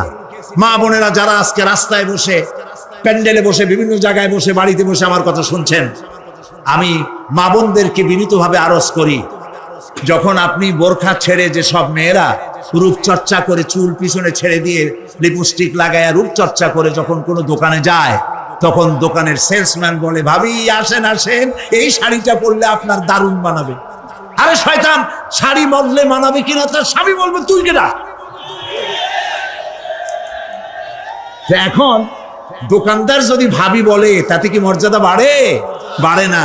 আপনি দেখেন বোরখা পরেন, চাদর পরেন, দোকানে যান, দোকানি বলবে খালাম্মা, চাচি আম্মা, বসেন বসেন, সম্মান করে বসতে দেবে এবং আপনার সামনে কাপড়গুলি খুলে ধরবে যেটা আপনার প্রয়োজন নেবেন। তাহলে বোরখায় কি সম্মান কমায় না বাড়ায়? কমায় না বাড়ায়? মা বোনেরা বোরখা পরুন, চাদর পরুন। আপনার মেয়ে কলেজ গোয়িং, ইউনিভার্সিটি গোয়িং যেসব বয়সপ্রাপ্ত মেয়ে আছে, আল্লাহ কোরআনে বলেছেন এমন একটা চাদর পরো যেই চাদরটা পরলে পরে মাথাটা, বুকটা, গলাটা ঢাকা হয়ে যায়, এমন একটা চাদর পরো। এই চাদর পরা মুসলমানদের জন্য ফরজ। মুসলমানদের জন্য কি? প্রিয় ভাই সব, নারীর জন্য আল্লাহ পর্দা করেছেন, আর এই পর্দা হলো তাদের জন্য নিয়ামত। সেই নিয়ামত তারা ধারণ করবেন, আল্লাহ তাআলা তাহলে সন্তানগুলো ভালো বানাই দিবেন। কোন আলহামদুলিল্লাহ? বলেন আলহামদুলিল্লাহ। আচ্ছা বলেন, মৃগনাভি কস্তুরী ছাগলের পেটে হয় না হরিণের পেটে হয়? হরিণের পেটে হয়। হরিণ থাকে কোথায়? গাছের মধ্যে পর্দার আড়ালে। ছাগল থাকে কোথায়? মাঠে ঘাটে, পথে ঘাটে, যেখানে সেখানে। কাজী ছাগলের মৃগনাভি তো ভালো, দড়ি ধরলেও গোসল ওয়াজিব হয়ে যায়, দুর্গন্ধের খেলা। আর জঙ্গলের ভিতরে হরিণ থাকে, মৃগনাভি কস্তুরী আল্লাহ দান করেন, যার সুগন্ধ এখানে নাড়া দিলে সারা মাহফিল বিমোহিত হয়ে যাবে। আল্লাহ নিয়ামত পর্দায় থাকে। নারীদেরকে আল্লাহ পর্দায় থাকতে বলেছেন। এই পর্দায় থাকলে পরে কস্তুরী সম সন্তান আল্লাহ দান করবেন। আর যদি পর্দায় না থাকেন, যে সন্তান হবে হবে মিস্টার বল্টু বাবু, মন্টু মিয়া। ভয় চোটে মানুষ অস্থির, তার চোখ গর্তের ভিতরে কি খাইছে, চোখ গেছে গর্তের মধ্যে। 2 কেজি চাউল বাবা যায় 2 চোখে, চুল মাথা দিয়ে ঝুলানো। প্যান্ট পরছে, সে প্যান্ট পরা অবস্থায় সেলাই করছে না কেমনে করছে আল্লাহ জানে। জুতার মধ্যে এত বড় বড় লোহা বটন লাগানো, গলায় এত বড় মোটা সেন, জাহান্নামের আগেই সালাসিলা ওয়া আগলালাম ওয়া সাইরা, জাহান্নামের শিকল আগেই পড়ছে গলায়। রাস্তায় মানুষে দেখে আর বাপ বাপ করে পলাইতে থাকে, বলতে থাকে আল্লাহ এই শয়তানের গজব দাও, এই শয়তানের যে মায়ের পেটে রাখছে তার কলেরা দাও, ওর বাপের বসন্ত দাও। আর ছেলে যদি ভালো হয় মানুষ দোয়া করে, আরে এই ছেলেটা এত ভালো, আল্লাহ এই ছেলেটির প্রতি রহম করো, এই ছেলের যে মায়ের পেটে রাখছে সে মায়ের রহম করো, ওর বাপের রহম করো। সুবহানাল্লাহ। নেক সন্তান পাওয়ার জন্য পর্দায় থাকা আপনার জন্য জরুরি। মা বোনেরা পর্দায় থাকুন এবং নিজের সৌন্দর্য পর পুরুষকে দেখাবেন না। আপনার সৌন্দর্য আপনার পিতার জন্য নয়, ভাইয়ের জন্য নয়, ছেলের জন্য নয়, কারোর জন্য নয়, শুধুমাত্র একমাত্র কেবলমাত্র স্বামীর জন্য। সুবহানাল্লাহ, আলহামদুলিল্লাহ, লা ইলাহা ইল্লাল্লাহ, সুবহানাল্লাহ, আলহামদুলিল্লাহ, লা ইলাহা ইল্লাল্লাহ, ইয়া আল্লাহ, ইয়া রহমান, ইয়া রহিম, ইয়া হাইয়ু, ইয়া কাইয়ুম। সবাই পড়েন ইয়া আল্লাহ, ইয়া রহমান, ইয়া রহিম, ইয়া হাইয়ু, ইয়া কাইয়ুম। ইয়া আল্লাহ, ইয়া রহমান, ইয়া রহিম, ইয়া হাইয়ু, ইয়া কাইয়ুম। ইয়া আল্লাহ, ইয়া রহমান, ইয়া রহিম, ইয়া হাইয়ু, ইয়া কাইয়ুম। আল্লাহুম্মা আমিন। রব্বানা যালামনা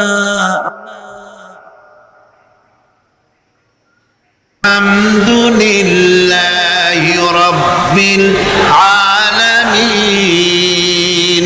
সবাই পড়েন আলহামদুলিল্লাহি রাব্বিল আলামিন, আর রহমানির রহিম, মালিকি ইয়াউমিদ্দিন,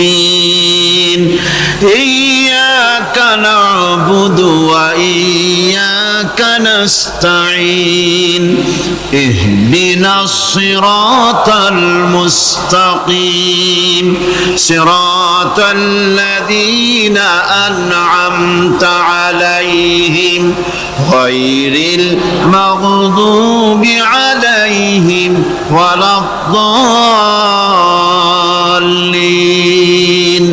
আমিন। সূরা ফাতিহা কোরআনে কারীমের সর্বপ্রথম একটি পূর্ণাঙ্গ সূরা, যেটি সেই সূরাটির নাম হচ্ছে সূরা ফাতিহা। এর আগে যত সূরা নাজিল হয়েছে রাসূল করিম সাল্লাল্লাহু আলাইহি সাল্লামের কাছে তা ছিল 10 আয়াত, 20 আয়াত, 30 আয়াত এরকম করে করে, কিন্তু পূর্ণাঙ্গ সূরা হিসাবে হুজুরের কাছে প্রথম যে সূরাটি নাজিল হয় সেই সূরাটির নাম হচ্ছে সূরা ফাতিহা। আর ফাতিহার এটা গ্রন্থের প্রারম্ভিকা হিসাবে রাখা হয়েছে বলে এই সূরাটির নাম হচ্ছে আল ফাতিহা, সূরাতুল ফাতিহা অথবা ফাতিহাতুল কিতাব। যার সাহায্যে কোনো জিনিসকে উদ্বোধন করা হয়, শুরু করা হয়, সেটার নাম হচ্ছে ফাতিহা। সূরা ফাতিহার একটা নাম না, বরং এর অনেকগুলি নাম আছে। সূরা ফাতিহার কম বেশি 22টি নাম পাওয়া যায়, আবার তাফসিরে রুহুল মানিতে এর 40টি নাম বলা হয়েছে।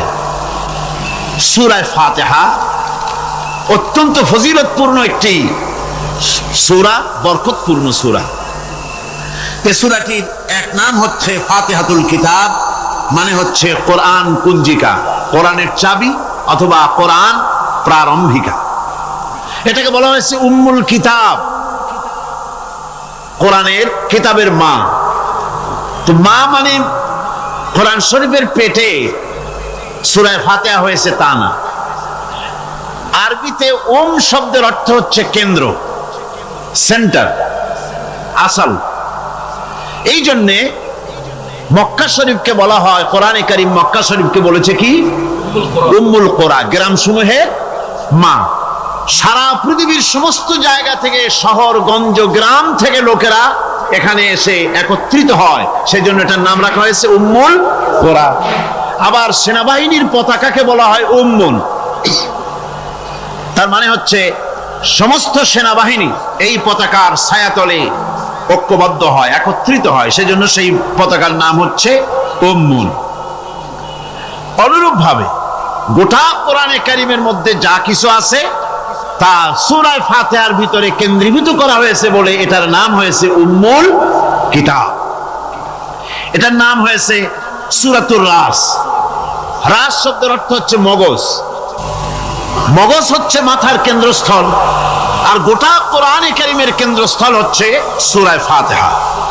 সূরা ফাতিহার আরেক নাম হচ্ছে সূরাতুল কানজ, অর্থাৎ খনি, খনির সূরা। তার মানে হচ্ছে জ্ঞান বিজ্ঞানের সমস্ত খনি আল্লাহ পাক সূরা ফাতিহার মধ্যে রেখে দিয়েছেন। সুবহানাল্লাহি ওয়া বিহামদিহি।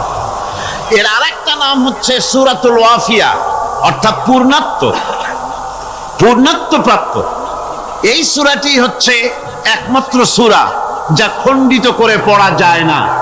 কোরআন শরীফের যে কোনো সূরাকে অংশবিশেষ তেলাওয়াত করে নামাজ পড়তে পারেন, অংশবিশেষ পড়তে পারেন, কিন্তু সূরা ফাতিহা হচ্ছে এমন একটি সূরা যে সূরা খণ্ডিত করে পড়া যায় না। পড়তে হলে সবটাই পড়তে হবে, এজন্য এটার নাম হচ্ছে পূর্ণত্ব প্রাপ্ত। এটাকে বলা হয়েছে আসাসুল কোরআন, অর্থাৎ কোরআনের ভিত্তি। 30 পারা কোরআনের পূর্ণাঙ্গ ব্যবস্থা পেশ করা হয়েছে, তার ভিত্তি হচ্ছে সূরা ফাতিহা। এটার নাম হচ্ছে সূরাতুল হামদ, প্রশংসার সূরা। যেহেতু সূরা ফাতিহায় আল্লাহর প্রশংসা দিয়ে ভরা, এই জন্য এটার নাম হচ্ছে সূরাতুল ফাতিহা। এর আরেকটি নাম হচ্ছে সূরাতুশ শুকর, শুকর করা, কৃতজ্ঞতা প্রকাশ করার সূরা। এই সূরাটির মধ্যে মানুষ আল্লাহ পাকের অসীম অনুগ্রহের শুকরিয়া আদায় করে বলে প্রশংসার মাধ্যমে, এই জন্য এটার নাম হয়েছে সূরাতুশ শুকর। সূরাটির না আরেকটি নাম হচ্ছে সূরাতুদ দোয়া। এই সূরাটি একটি দোয়া, একটি প্রার্থনা, আল্লাহ পাকের কাছে প্রার্থনা করা হয়, সেজন্য এটার নাম হচ্ছে সূরাতুদ দোয়া। এর আরেকটি নাম হচ্ছে সূরাতুস সুআল, অর্থাৎ কামনা করার সূরা, আল্লাহর কাছে চাওয়ার সূরা। এই সূরায় অনেক কিছু আছে যা আল্লাহর কাছে চাওয়া হয়। এই সূরাটি, এর আরেকটি নাম হচ্ছে সূরাতুশ শিফা, অর্থাৎ প্রতিষেধক, রোগ ব্যাধি ইত্যাদি মুক্ত হওয়ার জন্য। সূরা ফাতিহা আপনারা আল্লাহর ওলিদের কাছে, ওলামাদের কাছে যে যান, পানি নিয়ে, তেল নিয়ে, কালো জিরা নিয়ে, ওনারা যা পড়ে ফু দেন, সেই গোপন কথাটা বলে দেই, সেটা হচ্ছে সূরা ফাতিহা। সূরা ফাতিহা কোন কিতাবে মুফাসসিরিন ইকরাম লিখেছেন, মুহাদ্দিসিনরা লিখেছেন যে দুরারোগ্য ব্যাধি, কোন ওষুধ ভালো হচ্ছে না, প্রতিদিন 40 বার করে সূরা ফাতিহা পড়ে পানিতে দম করে ফজরের পরে 41 দিন যদি এভাবে সেবন করে, সেই দম করা পানি দুরারোগ্য ব্যাধি আল্লাহ পাক ভালো করে দিবেন। সুবহানাল্লাহ ওয়া বিহামদিহি। এটা হচ্ছে সূরাতুশ শিফা। এটাকে বলা হয় সূরাতুস সালাত। নামাজ হবেই না সূরা ফাতিহা ছাড়া, নামাজ সূরা ফাতিহা ছাড়া হবে না।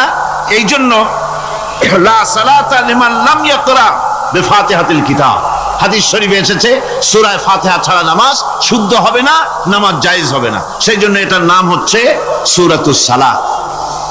কোরআনে কারীমের এই সূরাটি, এটাকে হযরত পীর সাহেব কেবলা একটি আয়াত তেলাওয়াত করে বলেছেন সাবউল মাসানি। এটা হচ্ছে নিত্য পাঠনীয় সপ্তবাক্য, যে 7টি বাক্যকে সবসময় পড়া লাগে। তার মানে হচ্ছে যে ব্যক্তি নামাজ পড়ে 5 ওয়াক্ত, 24 ঘন্টার ভিতরে সূরা ফাতিহা একেবারে কম করেও যদি হয়, তাহলে 40 বার এই সূরা 24 ঘন্টায় নামাজি ব্যক্তিকে পড়তে হয়। এই জন্য সবসময় পাঠনীয় এই সূরাটি। সূরাটি মোট অক্ষর সংখ্যা হচ্ছে 113, শব্দ সংখ্যা হচ্ছে 25টি। এটি হচ্ছে সূরা ফাতিহা। একটি রুকু, 7টি আয়াত।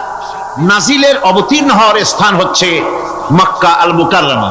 রাসূল করিম সাল্লাল্লাহু আলাইহি ওয়াসাল্লামের মক্কি জিন্দেগিতে সূরাটি অবতীর্ণ হয়। শুরু হচ্ছে সূরা ফাতিহা। আলহামদুলিল্লাহি রাব্বিল আলামিন। সূরা ফাতিহা আমি বলি এটি যেন একটি অভিনন্দন পত্র। এটি কি? অভিনন্দন পত্র। বান্দা দিচ্ছে তার রবকে, রবের ভাষায় শেখানো অভিনন্দন পত্র বান্দা তার রবকে প্রকাশ করছেন, দিচ্ছেন। অভিনন্দন পত্রে তিনটা জিনিস থাকে, আপনারা লক্ষ্য করে শুনলে বুঝতে পারবেন ইনশাআল্লাহ। একবার ভাবুন যে কত বড় কথা, 30 পারা কোরআনের মধ্যে যা আছে তার সবটা আল্লাহ পাক তার সারাংশ সূরা ফাতিহায় ঢুকাইছেন। তাহলে এটা জিনিসটা কি এটা বুঝতে হবে, এবং সেই ধরনের অন্তর নিয়ে মন নিয়ে বসতে হবে আর বুঝতে চেষ্টা করতে হবে। আমি ধীরে ধীরে আপনাদের সামনে পেশ করব ইনশাআল্লাহ, বিইজনিল্লাহ, বিমাশিয়াতিল্লাহ, বিফদলিল্লাহ। সূরা ফাতিহার মধ্যে আমি বলেছি এটা একটি অভিনন্দন পত্রের মতো। কিরকম? অভিনন্দন পত্রে তিনটা জিনিস থাকে। কয়টা জিনিস থাকে? তিনটা। প্রথমে থাকে প্রশংসা। অভিনন্দন পত্রে প্রথমে কি থাকে? প্রশংসা। 2 নম্বরে থাকে পরিচয়। 3 নম্বরে থাকে দাবি। 3 নম্বরে থাকে দাবি।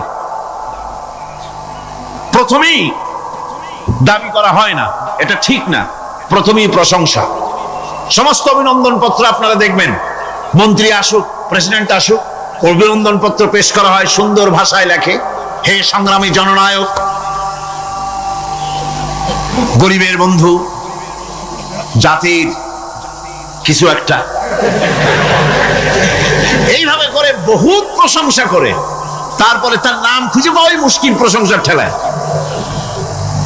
আপনার আগমনী বার্তায়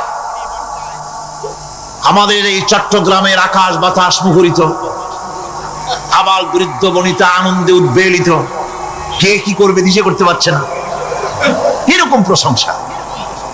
এই প্রশংসা দিয়ে তারপরে বলে আমরা চট্টগ্রাম কলেজের কর্তৃপক্ষ, আমাদের বেড়া নাই, টিন নাই, চাল নাই, ইট নাই, সিমেন্ট নাই, আমাদের এগুলি দাবি। তাহলে প্রথমে গেল প্রশংসা, 2 নম্বরে পরিচয়, 3 নম্বরে দাবি। মূলত এই ভদ্রতা প্রথমে কেউ বলে না, মন্ত্রী সাহেব চিটাগংয়ে আসছেন তো আমাদের দাবি না মিটাইয়া ঠ্যাং আস্ত নিয়ে ঢাকা ফিরতে পারবেন না, এরকম বলে নাকি? এরকম বললে কিছুই পাওয়া যাবে না। মূলত এই যে ভদ্রতা, এই শালীনতা, এই শিষ্টাচার শিক্ষা দিয়েছে আল কোরআন। সুবহানাল্লাহ। বান্দাকে কিছু চাইতে হবে, আর চাওয়াটা শিখাইছেন কে? আল্লাহ। কে শিখিয়েছেন? বান্দাকে একটা বড় জিনিস চাইতে হবে, একটা বড় জিনিস চাইতে হবে আল্লাহর কাছে। সে চাওয়াটা কি সেটাও আল্লাহ শিখিয়েছেন। যেহেতু আমরা তো জানি না, বুঝি না, আল্লাহ আমাদের কত মেহেরবান, তার কত দয়া, আমাদের শিখাই দিচ্ছেন কেমনে প্রশংসা করতে হবে, কেমনে পরিচয় দিতে হবে, আর কেমনে দাবি করতে হবে। 3টি জিনিস সূরা ফাতিহার মধ্যে আল্লাহ পাক ঢুকিয়ে দিয়েছেন। সুবহানাল্লাহ। সুতরাং বলা হচ্ছে, আল্লাহ পাক বলছেন আলহামদুলিল্লাহি রাব্বিল আলামিন। সমস্ত প্রশংসা, যাবতীয় প্রশংসা সবকিছু আল্লাহ পাকের জন্য, যিনি রব্বুল আলামিন, যিনি বহু জগতের, অসংখ্য জগতের যিনি পালনেওয়ালা, তার জন্যই সমস্ত প্রশংসা। এখন হামদ হচ্ছে প্রশংসা, এর অর্থ হচ্ছে সুন্দরের প্রশংসা। অসুন্দরের কিন্তু কোনো হামদ হয় না, অসুন্দরের হামদ হয় না। হামদ হয় কার? সুন্দরের। সুন্দরের হামদ হয়, প্রশংসা হয়। এই জন্য প্রশংসা করতে হবে আল্লাহ পাকের। কোন ফাসিকের প্রশংসা যদি করা হয় আল্লাহ পাক নারাজ হয়ে যায়, আল্লাহ পাকের আরশ গোসায় থরথর করে কাঁপতে থাকে। প্রশংসা হবে কেবলমাত্র কার? আল্লাহ পাকের। এবং এই প্রশংসা সবটুকু হামদের আগে আলিফ লাম লাগানো হয়েছে। এটা হচ্ছে জিন্স বা ইস্তিকরার, অর্থাৎ সমস্ত বস্তুকে বোঝাবার জন্য আল শব্দকে ব্যবহার করা হয়েছে। আলহামদু, সমস্ত প্রশংসা সেই আল্লাহ পাকের, যিনি তামাম জাহানকে সৃষ্টি করেছেন এবং প্রতিপালন করেছেন। আল্লাহ রাব্বুল আলামিন বলেন, আমরা শুরু করছি সূরা ফাতিহা অভিনন্দন পত্র দিচ্ছি, কারে দিচ্ছি? আল্লাহ পাককে দিচ্ছি। সেখানেও ভাষা দিয়ে রব্বুল আলামিন বলেন প্রশংসা করো, আলহামদুলিল্লাহি রাব্বিল আলামিন। সমস্ত প্রশংসা আল্লাহ পাকের, যিনি হচ্ছেন রব। যিনি কি? রব। এখন এই রব শব্দের বাংলা অর্থ করা হয় প্রভু, লালনকারী, প্রতিপালনকারী, কিন্তু এই অর্থ যথেষ্ট নয়। কোরআনে কারিমে যে রব বলা হয়েছে তার অর্থ হচ্ছে, তার অর্থ ব্যাপক, অনেক বিশাল এর অর্থ। এ রব কাকে বলে আমি রবের সমস্ত ব্যাখ্যা করতে পারবো না, তবে অল্প কথায় এমন ভাবে বলতে চেষ্টা করব যাতে করে আপনাদের বুঝে আসবে ইনশাআল্লাহ। আমরা বলি ইনশাআল্লাহ। এখন আপনারা যদি আমাকে প্রশ্ন করেন যে অত কথা বুঝি না, এক লাইনে এক বাক্যে বুঝায় দেন রব কাকে বলে, তাহলে আমি কথাটা এইভাবে বলবো, যাহার যখন যে জিনিসের যতটুকু প্রয়োজন তাহাকে তখন সেই জিনিস ফরিয়াদ করার আগে যিনি পৌঁছে দেন তার নাম হচ্ছে রব। এ রব হচ্ছে তার মধ্যে রুবুবিয়তের সম্পূর্ণ কোয়ালিটিতে ভর্তি। আল্লাহ পাকের মধ্যে রুবুবিয়তের কোয়ালিটি। রব শুধু সৃষ্টি করেই ছেড়ে দেন না, প্রতিপালন করেন, পূর্ণতায় পৌঁছে দেন। সুবহানাল্লাহ বলতে ইচ্ছে করে না ভাইরা? দেখেন আল্লাহ রাব্বুল আলামিন এমন রব, বাংলাদেশের কুকুর আর আমেরিকা ইউরোপের শীত প্রধান দেশের কুকুর একরকম নয়। আমাদের দেশের পশু ইউরোপ আমেরিকা শীত প্রধান দেশের পশু একরকম নয়। তার কারণ হলো আমাদের দেশে শীত কম, নাতিশীতোষ্ণ অঞ্চলের মধ্যে খানিকটা পড়ে যায়। এখানে পশুদের গায়ে কম পশম থাকলে কোনো অসুবিধা নাই। ভেড়া, ঘোড়া, কুকুর, বন্য প্রাণীকে কেউ তো কম্বল দেয় না, ল্যাপ দেয় না, রাজাই দেয় না, খাতা দেয় না, চাদর দেয় না। আল্লাহ রাব্বুল আলামিন তিনি এমন রব, শীত প্রধান দেশের পশুদের গায়ে পশম দিয়া চিরস্থায়ী কম্বল জড়ায় দিয়েছেন। এটা হচ্ছে রব, প্রতিপালনের পদ্ধতি। কি সুন্দর করে তিনি প্রতিপালন করছেন, কি সুন্দর করে তিনি পশু পক্ষীগুলিকে তাদের আহার জোগাড় করছেন, প্রতিপালন করছেন। তিনি রব, মানুষকে সৃষ্টি করেছেন, আমাদেরকে সৃষ্টি করেছেন, সব প্রয়োজন মিটাইছেন। সুবহানাল্লাহ ওয়া বিহামদিহি, সকল প্রয়োজন মিটিয়েছেন, একটা জিনিস বাদ রাখেন। কোরআন হচ্ছে আল্লাহ পাকের দেওয়া এক মহান বিধান, যে কোরআনের কারণে আল্লাহ পাক আমাদেরকে হেদায়েত দান করেছেন। সুতরাং এই কোরআন হচ্ছে, কোরআনের মধ্যে যা আছে, গোটা কোরআনে যা আছে সব সূরা ফাতিহায় আছে। সুবহানাল্লাহ ওয়া বিহামদিহি। আল্লাহ পাক বলছেন আলহামদুলিল্লাহি রাব্বিল আলামিন। মুহাব্বতের সাথে পড়েন সবাই, আলহামদুলিল্লাহি রাব্বিল আলামিন। সমস্ত প্রশংসা, যাবতীয় প্রশংসা সে আল্লাহ পাকের, যিনি তামাম জাহানের পালনেওয়ালা রব। আল্লাহ পাক তার কাছে যখন বান্দা আলহামদুলিল্লাহি রাব্বিল আলামিন বলে, তখন প্রশ্ন হয় যে তার যার প্রশংসা তুমি করছো, তোমরা করছো, তার কি আরো কোনো গুণকীর্তন আছে নাকি? আমরা বলি আর রহমানির রহিম, তিনি পরম দাতা এবং দয়ালু। রহমান এবং রহিম দুটি হচ্ছে সমঅর্থবোধক, প্রায় কাছাকাছি অর্থবোধক শব্দ। অসীম মেহেরবান এবং বিশেষ করুণাময় তিনি, যিনি রহমান এবং রহিম। রহমান রহিম আল্লাহ পাকের দুটি গুণবাচক নাম। রহমান অপেক্ষা রহিম অপেক্ষা রহমান, এটা হচ্ছে বেশি ব্যাপক অর্থবোধক, যার জন্য তাফসীরে বলা হয়েছে আর রহমানু যুর রাহমাতিশ শামিলা বিজামিল খালায়েক ফিদ দুনিয়া ওয়াল মুমিনিনা ফিল আখিরাহ। অর্থাৎ রহমান তিনি, যিনি এমন রহমতের মালিক যা বিশেষত গোটা বিশ্বের সমস্ত মানুষের জন্য প্রযোজ্য। আর রহিম হচ্ছে শুধু কিয়ামতের দিন পৃথিবীতে রহমান তিনি দয়াবান পৃথিবীর সমস্ত মানুষের জন্য, এবং কিয়ামতে শুধু মুমিনদের জন্য। রহমান কিয়ামতে শুধু মুমিনদের জন্য। আর রহিম হচ্ছে আর রহিম যুর রাহমাতি শামিলা লিল মুমিনিনা ইয়াউমিল কিয়ামা। রহিম হচ্ছে শুধুমাত্র কিয়ামতের দিন আল্লাহ রাব্বুল আলামিন শুধু মুমিন লোকদের জন্য এই বিশেষ দয়া কিয়ামতের দিন করবেন। এখন রহমান হচ্ছেন পৃথিবীর সমস্ত মানুষের জন্য, সমস্ত প্রাণীর জন্য। তার দান থেকে কেউ বঞ্চিত থাকবে না, সকলের জন্য তার দানের দরজা অবারিত, উন্মুক্ত। এই পৃথিবীর মুখে আমরা দেখতে পাই মানুষ তার বন্ধুদেরকেই দেয়, শুধু সরকার হোক আর সাধারণ মানুষ হোক, আপনজনদেরকে নিজের দলকেই বেশি দেয়। কথা ঠিক কিনা?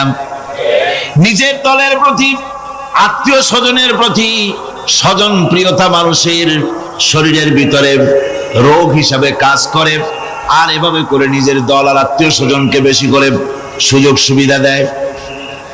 শত্রুকে কেউ দেয় না, শত্রুকে কেউ ডেকে ডেকে কোনো জিনিস দিতে চায় না বা দেয় না।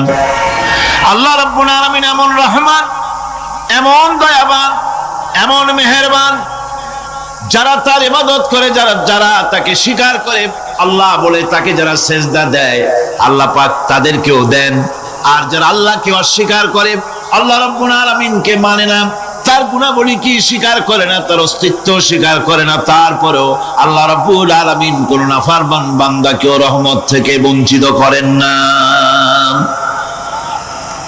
সে যেই হোক, বেনামাজি হোক, মুরতাদ হোক, নাস্তিক হোক, তারপরে আল্লাহর অনুগ্রহ থেকে সে বঞ্চিত থাকে না। কথা ঠিক কিনা? বরং এটাই আমরা দেখি, নামাজি, দিনদার, পরেজগার মানুষ তার বরং কম থাকে, সে বরং কম পায়।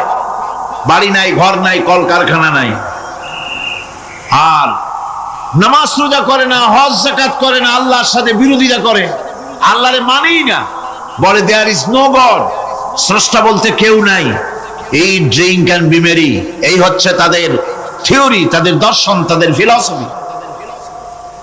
এই জাতীয় লোকগুলি বরং দেখা যায় তারা ক্ষমতা পায়, বাড়ি হয়, গাড়ি হয়, কল হয়, কারখানা হয়, সম্মান পায়।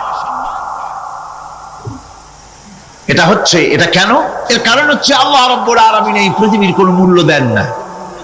এই পৃথিবীর মূল্য যদি আল্লাহ পাকের কাছে একটা মশার ডানার তুল্য যদি হতো, আল্লাহ পাক বিদ্রোহীদেরকে, কাফেরদেরকে এক ঢোক পানি আল্লাহ পাক গিলতে দিতেন না।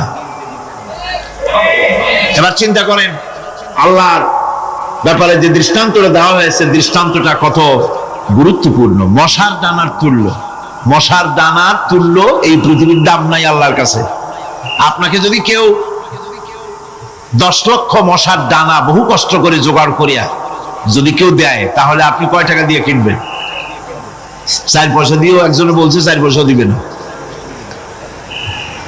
তাহলে বুঝেন এর কোনো মূল্য নাই।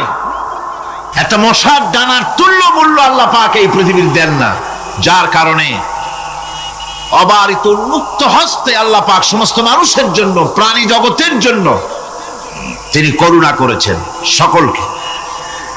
এই করুণাময় রহমান আল্লাহ পাক তিনি গুনাহগারদেরকে, যারা আল্লাহ পাকের ফরমাবরদারি করতেছে, তাদেরকে সকলকে আল্লাহ পাক সমানভাবে তার জিনিসগুলিকে তিনি দিয়ে দিচ্ছেন।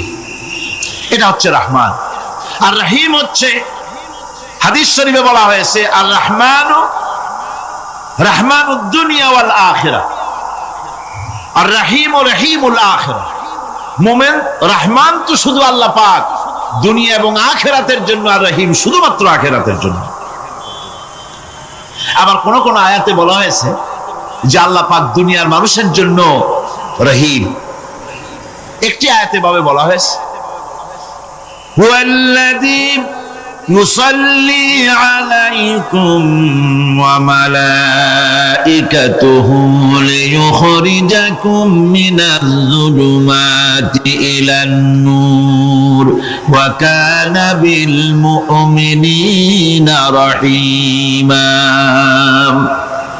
সে আল্লাহই তোমাদের প্রতি রহম করেছেন, রহমত নাজিল করেছেন এবং তার ফেরেশতাগণ এই উদ্দেশ্যে যে তোমাদেরকে তিনি অন্ধকার থেকে আলোর দিকে বের করে নিয়ে আসবেন, আর তিনি হচ্ছেন মুমিনদের জন্য রহিম, অত্যন্ত দয়াবান।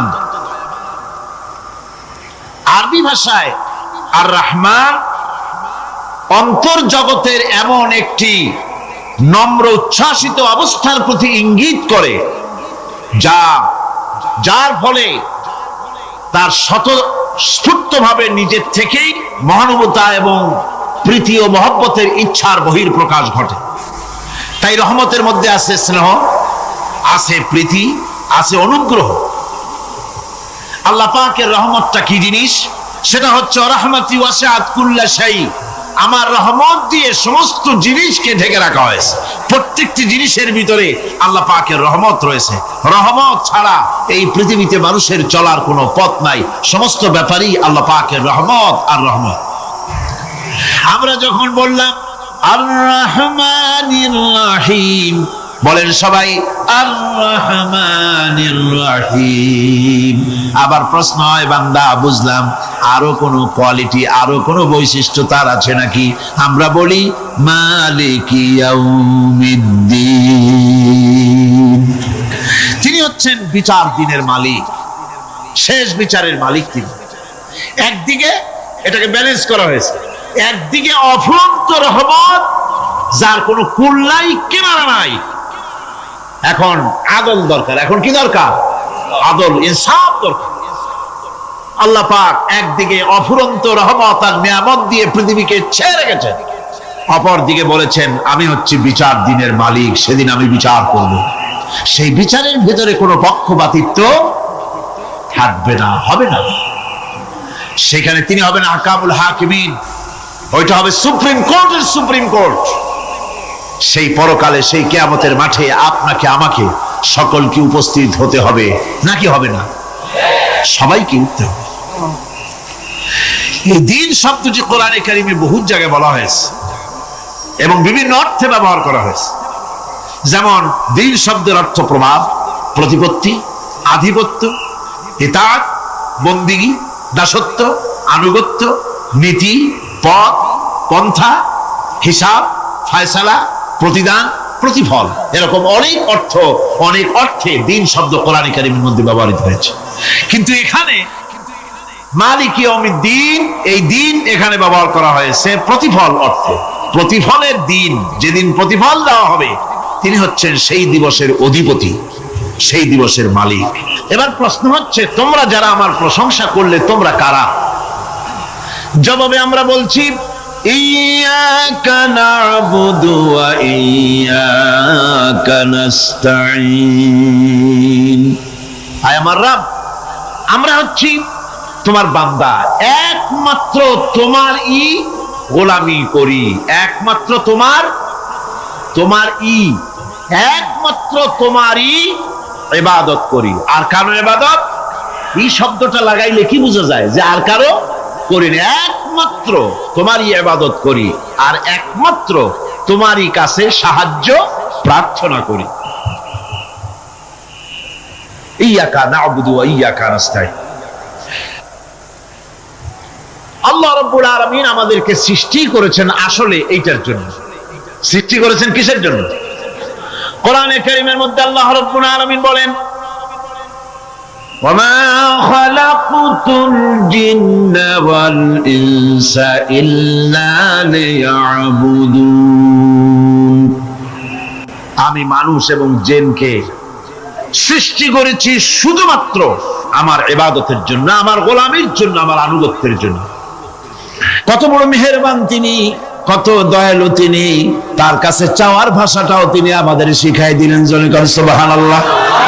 রব্বুল আলামিন আমাদের শিখালেন, এভাবে চাও, ইহদিনাস সিরাতাল মুস্তাকিম, সিরাত الذين أنعمت عليهم غير المغضوب عليهم ولا الضالين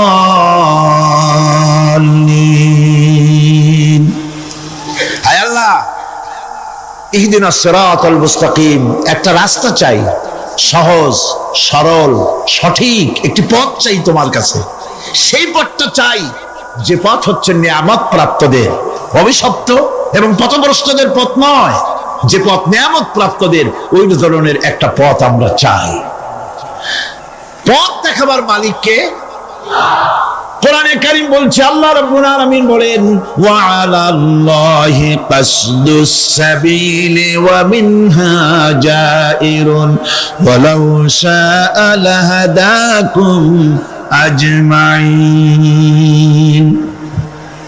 ওয়া আলাল্লাহি কাসদুস সাবিল সোজা রাস্তা বলে দেওয়ার দায়িত্ব আমি আল্লাহ সোজা রাস্তা বলে দেওয়ার দায়িত্ব কার তিনি বলছেন বলার দায়িত্ব আমার সোজা রাস্তাটা আমি বলে দেব আল্লাহ রাব্বুল আলামিনের কাছে বান্দা যখন রাস্তার দাবি করলো সোজা পথ চাই সহজ পথ একটা তোমার কাছে চাই রব্বুল আলামিন সূরা ফাতিহার 7টা আয়াতের এই অভিনন্দন পত্রের জবাবে 30 পারা কোরআন শরীফ আল্লাহ পাক বান্দারে দান করে দিলেন জবাবে বলে দিলেন ওয়ানিবুদুনি হাযা সিরাতুম মুস্তাকিম সোজা রাস্তাটা হলো আমার আনুগত্য আমার গোলামি আমার দাসত্ব এটাই হলো সোজা রাস্তা এই সোজা রাস্তাটা আমি বলবো রাস্তা তো অনেক হতে পারে কিন্তু সোজা রাস্তা বলে দেওয়ার দায়িত্ব কার আল্লাহ পাকের একবার একজন দরবেশ সাহেব রাস্তা দিয়ে যাচ্ছেন প্রতিমধ্যে তিনি দেখতে পেলেন নদী থেকে এক কলসি পানি নিয়ে এক যুবতী সুন্দরী মেয়ে রাস্তা বেয়ে যেতেছে দরবেশ সাহেব দাঁড়ায় গেলেন আর ওই যুবতীর দিকে এক নজরে তাকায় আছেন চোখে পলক দেয় না এরপরে যুবতী থমকে দাঁড়ায় গেল আধা বুড়া মানুষ দাড়ি অর্ধেক পাইকে গেছে দেখতে দেখায় খুব বুজুর্গ মানুষ কিন্তু রাস্তায় আমার একা পায়া এমনি করে তাকিয়ে আছে আর চোখ দিয়েও তো পানি পড়ে ব্যাপারটা কি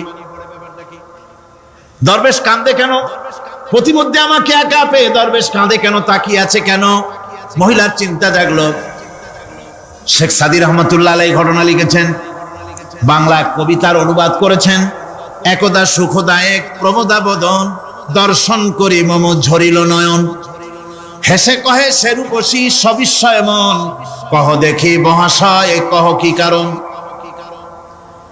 বিষয় বিরাগী তুমি ভুবনে প্রচার কি হেতু জন্মিল তব মানস বিকার যুবতী মেয়েটি বলছে ওগো দরবেশ সাহেব হুজুর সাহেব আমি একটা যুবতী মেয়ে লোক রাস্তায় আমাকে একা পেয়ে আপনি আমার দিকে তাকায় আছেন আর কাঁদতেছেন এই বৃদ্ধ বয়সে ভীমরতি হলে কেন আমাকে দেখে কাঁদেন কেন আর এক নজরে কেন তাকায়ছেন কারণটা কি কি কুমতলব আছে দরবেশ সাহেব বলছেন হেসে কহিলাম বালে করহ শ্রবণ নেত্র ঝরে তবু হেতু ভেব না এমন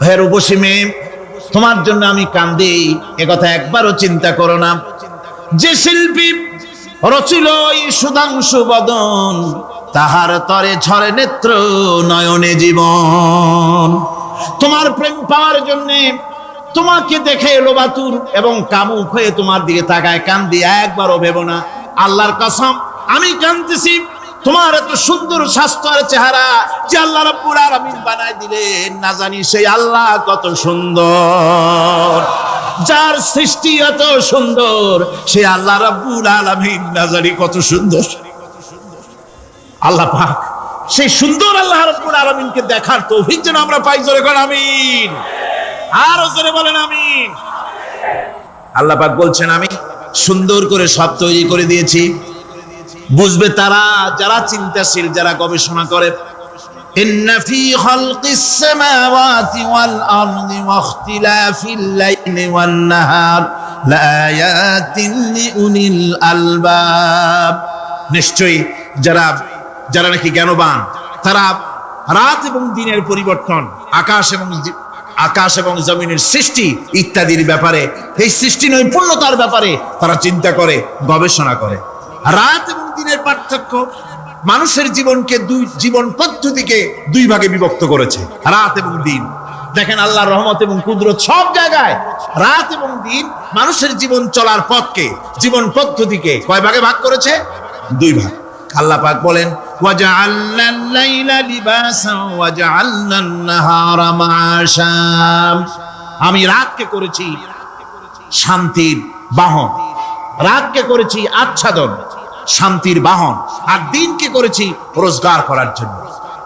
দিনের বেলায় রোজগার করবে, কামাই রুজি করবে, কল কারখানায় যাবে, খেতে খামারে যাবে, অফিস আদালতে যাবে, কাজ কাম করবে। এ কাজ করে করে শরীরের ভিতরে ক্লান্তি আসে, অবসাদ এসে যায়। আল্লাহ রাব্বুল আলামিন বলেন আমি আবার রাত বানালাম। ওই রাতের বেলায় বানর যখন ঘুমায় যায়, এই ঘুম তার সমস্ত অবসাদ আর ক্লান্তি দূর করে দিয়ে সকাল বেলায় আবার তাজা মানুষ করে সমস্ত একেবারে পরিপূর্ণ কর্মক্ষম একজন মানুষে তাকে পরিণত করে দেয়। রাতটাকে আচ্ছাদন করে দিয়েছে, দিনের কোলাহল মুক্ত রাত।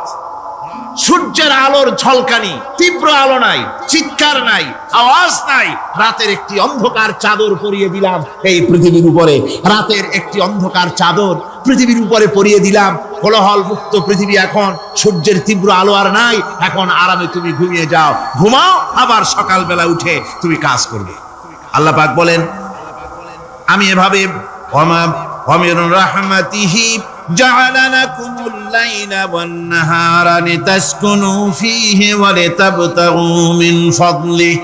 আল্লাহর রহমতের ভিতরে এটাও রহমত, আল্লাহর করুণা, আল্লাহর দয়া যে তিনি দিনকে করেছেন রুজি কামার জন্য, রাতকে করেছেন তিনি তোমাদের জন্য ঘুমাবার জন্য, বিশ্রামের জন্য। এই ব্যবস্থা আল্লাহ রাব্বুল আলামিন করেছেন, যিনি তোমাদেরকে দুপুর বেলায়, বিকেল বেলায় তোমাদেরকে অবসাদ গ্রহণের জন্য, আরামের জন্য দুপুর এবং বিকাল, সকাল ইত্যাদি তৈরি করেছেন। কোরআন শরীফের ভিতরে আল্লাহ পাক এই সমস্ত কথাগুলি ব্যাখ্যা সহকারে বলে দিচ্ছেন যে আমার রহমত ওয়াসিআত রাহমাতি কুল্লে, সেই সমস্ত জিনিসে চতুর্দিকে তুমি যেখানে আছো তার চতুর্দিক, আকাশ এবং জমিন, আমার রহমত তোমাকে ঘিরে রেখেছে। এ কোরআন নাজিল করেছেন সেই আল্লাহ, সেই রহমান, যার দয়া সর্বত্র ছড়িয়ে আছে। আল্লাহ পাক বলছেন এরপরে তোমাকে সৃষ্টি করলাম, জমিন সৃষ্টি করলাম খাবারের জন্য। আমার রহমতের বিষয়টা দেখো, আমি এমন দয়াবান, এমন মেহেরবান। এবার তোমার খাবারের জরুরত হলো তুমি কি খাবে, সেজন্য এই জমিনে ফসলের ব্যবস্থা আমি আল্লাহ করেছি। জোরে বলেন সুবহানাল্লাহ। জমিন শুকায় গেছে, বৈশাখ মাসের, জ্যৈষ্ঠ মাসের প্রচন্ড রৌদ্রের তাপে জমিন শুকায় গেছে। এই জমিনে তুমি ফসল ফলাবে কি করে যদি না পানি দিয়ে জমিনটারে ভিজায় দেই? আল্লাহ বলেন জমিন ভিজাবার দায়িত্ব আমি নিলাম। আল্লাহুল্লাযী আরসালার রিয়াহা ফাতুসিরু সাহাবা। সমুদ্রের পানি, লবণাক্ত পানিগুলি বাষ্পীয় আকারে উত্থিত হয়ে যায়, মেঘমালায় পরিণত হয়ে যায়। বাতাসকে বলি এই মেঘকে টেনে নিয়ে যাও অমুক জায়গার উপরে। মেঘ চলে এলো। আল্লাহ বলেন ফাসুকনাহু ইলা বালাদিন মাইয়িতিন ফাআহইয়ানা বিহিল আরদা বাদা মাউতিহা কাযালিকান নুশুর। আল্লাহ পাক বলছেন বৃষ্টির পানি পড়লো, মরা জমিন জিন্দা হয়ে গেল। এই মরা জমিন জিন্দা হলো। এরপরে তুমি বীজ বপন করলে, ধান বপন করলে, গম বপন করলে, মাটির খাসলাত হলো সব পচায় দেওয়া। মাটির খাসলাত কি? কথা বোঝেন না? মাটির ধর্মটা কি? পচায় দেওয়া। যা রাখেন পচে যাবে, লোহা রাখেন জং ধরে যাবে, পাথর রাখেন আস্তে আস্তে, এ ধরনের যেসব জিনিস রাখেন আস্তে আস্তে করে ধ্বংস হয়ে যাবে, পচে যাবে। ওই মাটির ভিতরে ধান এবং গম, আপনার ফসল, আপনার খাদ্য, আপনার রিজিককে আমানত করে দিলেন। আল্লাহ পাক ওটাকে হেফাজত করলেন।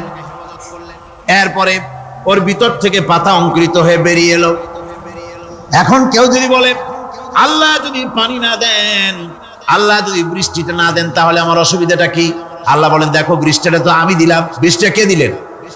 আল্লাহ পাক বলেন আফারাআইতুমুল মাআল্লাযী তাশরাবুন আনতুম আনজালতুমুহু মিনাল মুজনি আম নাহনুল মুনজিলুন। তোমরা যে পানি পান করো, আকাশ থেকে এই পানিটা কে বর্ষণ করে? তুমি করো না আমি করি? কে করে জোরে কর? আল্লাহ পাক বলছেন আমি পানি বর্ষণ করি। সেই পানিটা, এই যে বঙ্গোপসাগরের পানি, আপনাদের কর্ণফুলীর পানি, মিষ্টি না নোনা? কি পানি জোরে কর? এই নোনা পানি আকাশে উঠলো। আল্লাহ পাক বলেন ইচ্ছে যদি করতাম লাউ নাশাউ জাআলনাহু জাজান ফালাউলা তাশকুরুন। পানি উঠালাম, নোনা পানি, ইচ্ছে করলে লবণাক্ত অবস্থায় অবতীর্ণ করে দিতে পারতাম, জমিনের ফসল সব নষ্ট হয়ে যেত। কিন্তু আমি নোনা পানি উঠায়া ওই পানিগুলিকে মিষ্টি করে আমি নাজিল করে জোরে কান সুবহানাল্লাহ। আল্লাহ পাক বলেন গাছ উদ্গত করে দিলাম, গাছ এবার বড় হলো। এই গাছ আল্লাহ রাব্বুল আলামিন এই গাছ তৈরি করলেন। এই গাছ শুধু আপনার জ্বালানি দেয় না, গাছ শুধু ফল দেয় না, এই গাছ মানুষের জন্য, গাছ হচ্ছে বন্ধু। মানুষের জন্য গাছ কি জোরে কোন? কি বন্ধু। সেই বন্ধুরে জন্মের কাটা কাটবেন নাকি? এই গাছ তৈরি হচ্ছে। গাছ বন্ধু কি করে? গাছ বন্ধু হচ্ছে আমরা যে শ্বাস প্রশ্বাস নেই, মুখের থেকে নাকের থেকে যে শ্বাসটা ফেলি, সেটা হচ্ছে আমরা গ্রহণ করি বাতাস থেকে অক্সিজেন, ছেড়ে দেয় কার্বন ডাই অক্সাইড। এটা হচ্ছে বিষ। এটা কি? আমরা নিলাম পরিশুদ্ধ অক্সিজেন, নিলাম, ছেড়ে দিলাম এটাকে বিষ করে, এই বিষটা ছড়িয়ে গেল। এখন এই বিষ যদি আল্লাহ পরিশুদ্ধ করার কোন ফ্যাক্টরি না বানাতেন, তাহলে পৃথিবীর সমস্ত প্রাণী মরে যেত। সুবহানাল্লাহ কইতে ইচ্ছে করে না? আল্লাহ পাক কি ব্যবস্থাটা করলেন! কোন দুনিয়ার ফ্যাক্টরি নাই মানুষ যে বিষাক্ত করে দেয় আবহাওয়াকে, সেটাকে রিফাইন করার ব্যবস্থা মানুষের কাছে নাই। আল্লাহ ব্যবস্থা করেছেন কি? আল্লাহ পাক গাছ বানায় দিলেন। গাছের সবুজ শ্যামল রং, ঘাসের সবুজ শ্যামল রং, তার খাদ্য হতেছে আপনি যেটা ছেড়ে দেন, আপনার জন্য যেটা বিষ, সেটা হচ্ছে তার জন্য খাদ্য। কার্বন ডাই অক্সাইড গাছ টেনে নেয়, সারা রাত টানতে থাকে অক্সিজেন থেকে, বাতাস থেকে সারা রাত টানতে থাকে। কার্বন ডাই অক্সাইড খাবার হিসাবে সে টেনে নেয়। আর দিনের বেলা যখন রোদ ওঠে, সূর্যের উত্তাপ আর গাছের সবুজ রং দুটোতে মিলে এক প্রকারের রন্ধন ক্রিয়া হয়, রাধা হয়। সেই রান্নার মাধ্যমে গাছের ভিতর থেকে গাছ আবার অক্সিজেন মানুষের জন্য, প্রাণীর জন্য ছেড়ে দেয়। সুবহানাল্লাহ। তো গাছ আপনার জন্য বন্ধু। একদিকে গাছ আপনার এই কাজ করলো, ফার্নিচার বানাইলো, ছায়া দিল, ফল দিল। আল্লাহ পাক বলেন এই গাছগুলি কে তৈরি করলো? মিয়া তুমি করছো না? আমি করছি। আমি আমার রহমত দিয়ে তোমার গাছ বানাই দিলাম। এরপরে ফসল দিলাম, ফসল হলো, তোমার তরি তরকারি হলো, সবকিছু তোমার হয়ে গেল। এবার ফসল দেখা মানুষে যখন দেখে জমিনে বড় বড় ধানের গোছা হয়েছে, মোটা মোটা ধানের গোছা হয়েছে, মোছে তখন তেল মাখিয়ার নতুন নতুন গানের আয়োজন করে। এবার ফসল বেশি হয়েছে, গান, থিয়েটার, বাজনা, গুনাগার বিবি, কত রকমের গানের ব্যবস্থা করে ফেলে। জমিনে ফসল আর মোছে তেল মাখে আনন্দে। আল্লাহ রাব্বুল আলামিন বলেন লাউ নাশাউ লাজআলনাহু হুতামান ফাযালতুম তাফাক্কাহুন। আমি যদি ইচ্ছে করি তোমার জমিনের সমস্ত ফসলটাকে আমি সম্পূর্ণ কুটায় পরিণত করে দিতে পারি, তুষে পরিণত করে দিতে পারি। পারেন না? ধানের ভিতরে আল্লাহ যদি চাউল না দেন, তাহলে সব তুষ হয়ে যাবে না? তখন কি করবেন আপনারা? কি করবেন? কোন বাংলাদেশ তখন হরতালের দেশ। যখন আপনি দেখলেন যে জমিনে ধানে এবার সব তুষ হইছে, তখন আল্লাহর বিরুদ্ধে হরতাল করেন। লাভ হবে কিছু? লাভ হবে? আল্লাহর বিরুদ্ধে আপনারা অনশন ধর্মঘট করেন, লাভ হবে কিছু? কোনো লাভ হবে না।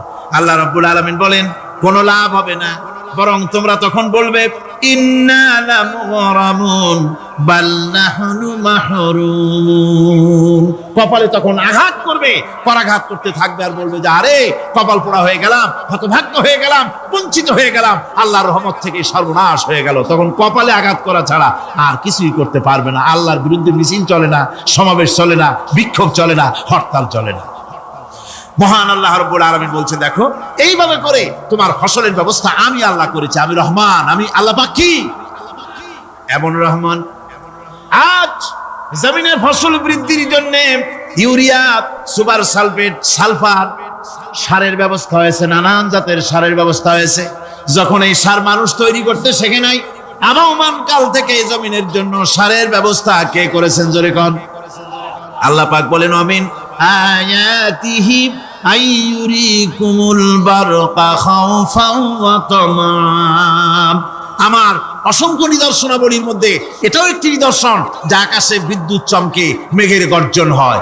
এই যে বিদ্যুৎ চমকে গর্জন হয়, এর মধ্যে রয়েছে মানুষের জন্য ভীতি এবং আশা। তারা ভয় পায়, আর এর মধ্যে আশাও রয়েছে। আশাটা কি? আশা হচ্ছে এই যে বিদ্যুৎ যে বছর যত বেশি চমকায় মেঘে, সে বছর জমিনে ফসল তত বেশি বাড়ে। কৃষিবিদরা বলেছেন, বিদ্যুৎ যত বেশি চমকায় জমিনের ফসল তত বেশি বাড়ে। সুবহানাল্লাহ ওয়া বিহামদিহি। এর একটা সিস্টেম আছে, সেই সিস্টেম অনুযায়ী আল্লাহ জমিনে ফসল বাড়ায় দিলেন। আল্লাহ ফসল দিলেন। এবার আপনার আল্লাহ পাক বলছেন, দেখো ফসল দিলাম, ধান হলো, চাউল হলো, মাছ হলো, গোশ হলো, সব হয়ে গেছে। এখন